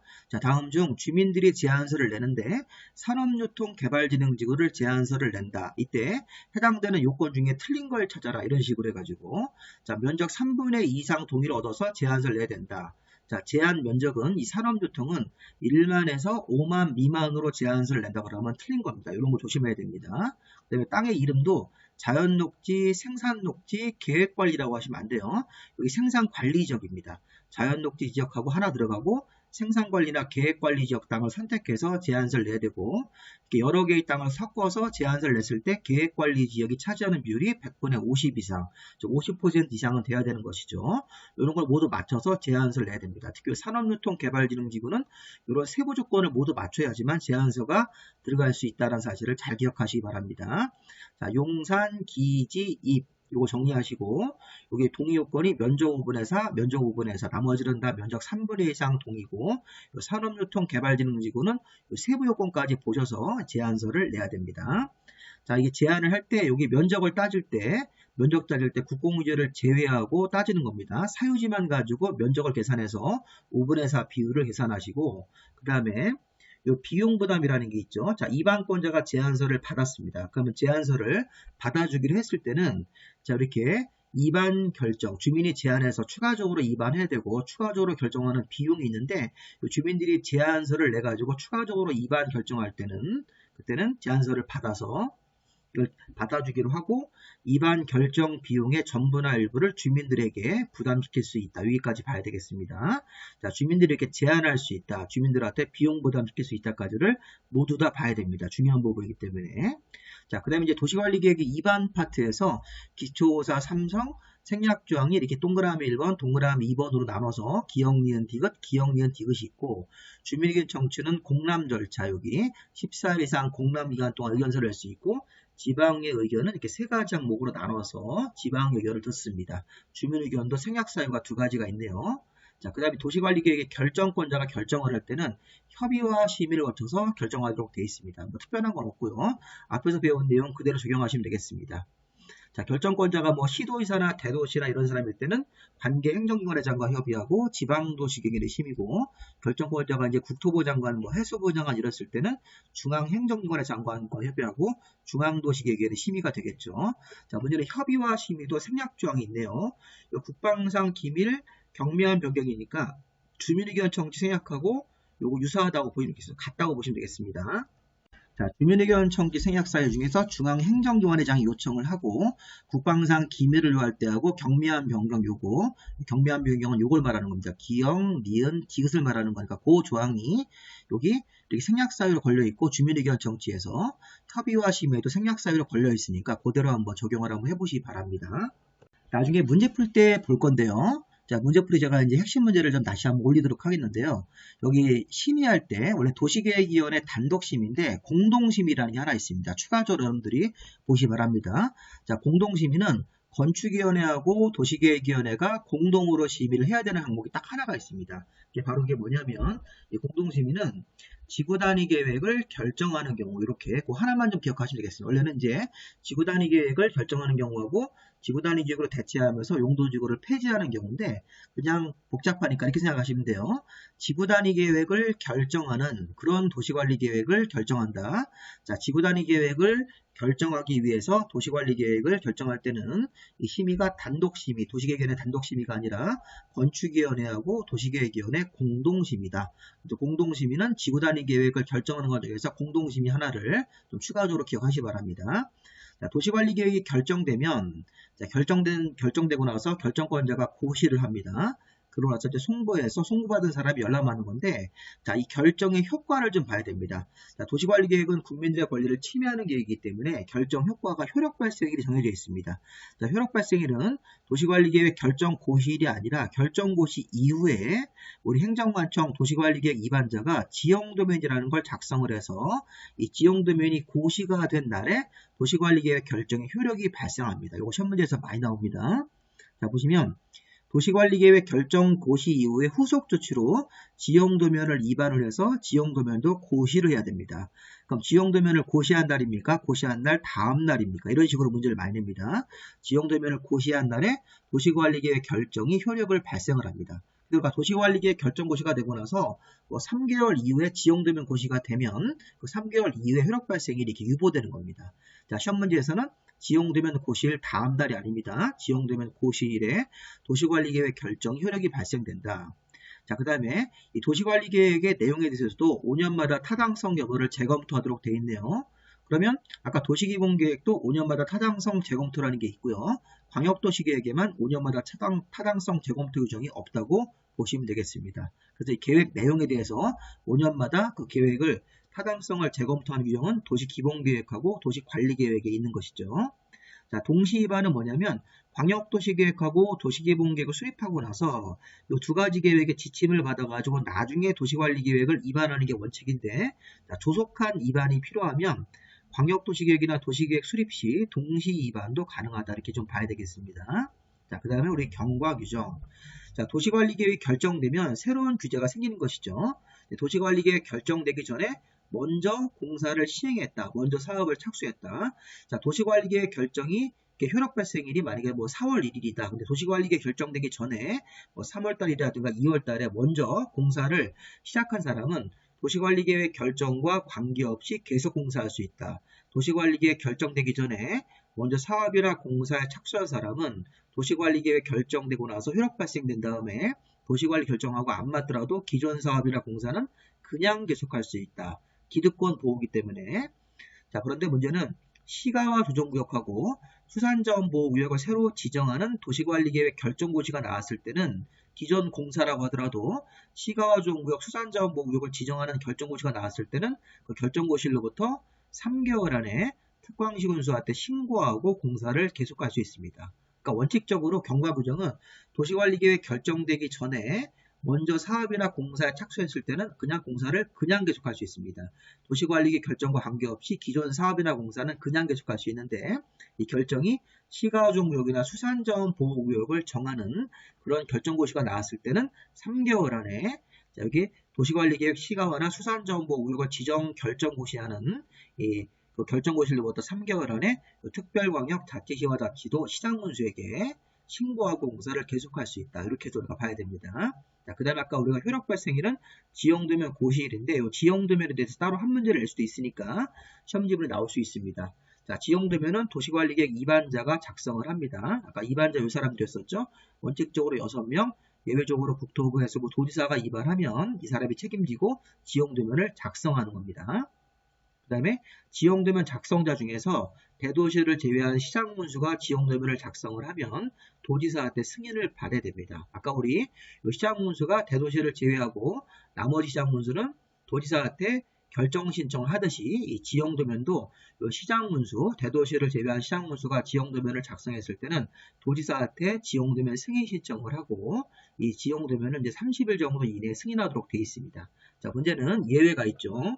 자, 대도시가 아닌 시장 군수라고 하더라도 지형도면을 작성을 해서 대도시가 아닌 시장이나 군수가 지형도면을 작성해서 도지사한테 승인 신청하지 않는 게 뭐냐면 요겁니다. 요거 아까 요 결정권자에서 시장 군수가 자기가 입안해서 자기 자신이 결정권자가 되는 게 요 지구단위계획 구역하고 지구단위계획 요거 있었죠. 1번과 2번.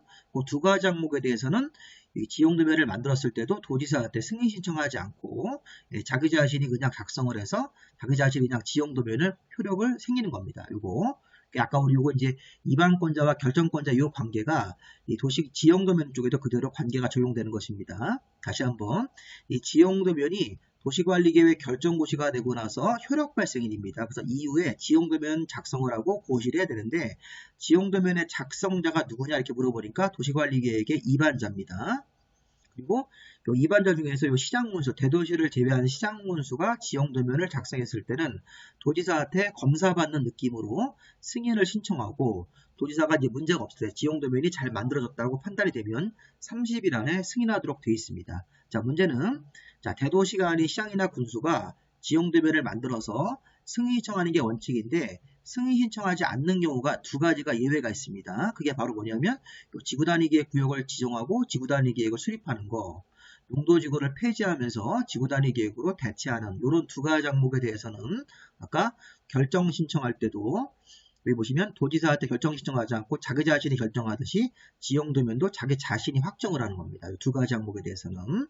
자, 그 다음 이제 지형도면은 시도의사나 대도시 국토부 장관이 고시하도록 되어 있습니다. 자, 이거 1번하고 2번 정도만 좀 보시면 되겠습니다. 이 지형도면에 대한 관계. 자, 지형도면이 고시된 날 효력 발생일, 5년마다 타당성 재검토, 동시 위반도 가능하다. 이 상위계획과 경과규정으로 원칙적으로 그냥 공사를 계속할 수 있는데 시가나 수산자원보호구역 지정 결정고시가 나왔을 때는 그 결정고시로부터 3개월 안에 신고하고 공사를 계속할 수 있다. 이렇게 해서 이 테마사의 도시관리계획 내용들을 잘 정리하시기 바랍니다. 자, 일단 여기까지 마무리하고 또 국토계획법의 또 두 번째 강의에서 나머지 부분들 정리하도록 하겠습니다. 여기까지 일단 마무리하겠습니다. 국토계획법의 첫 번째 파트의 정리입니다.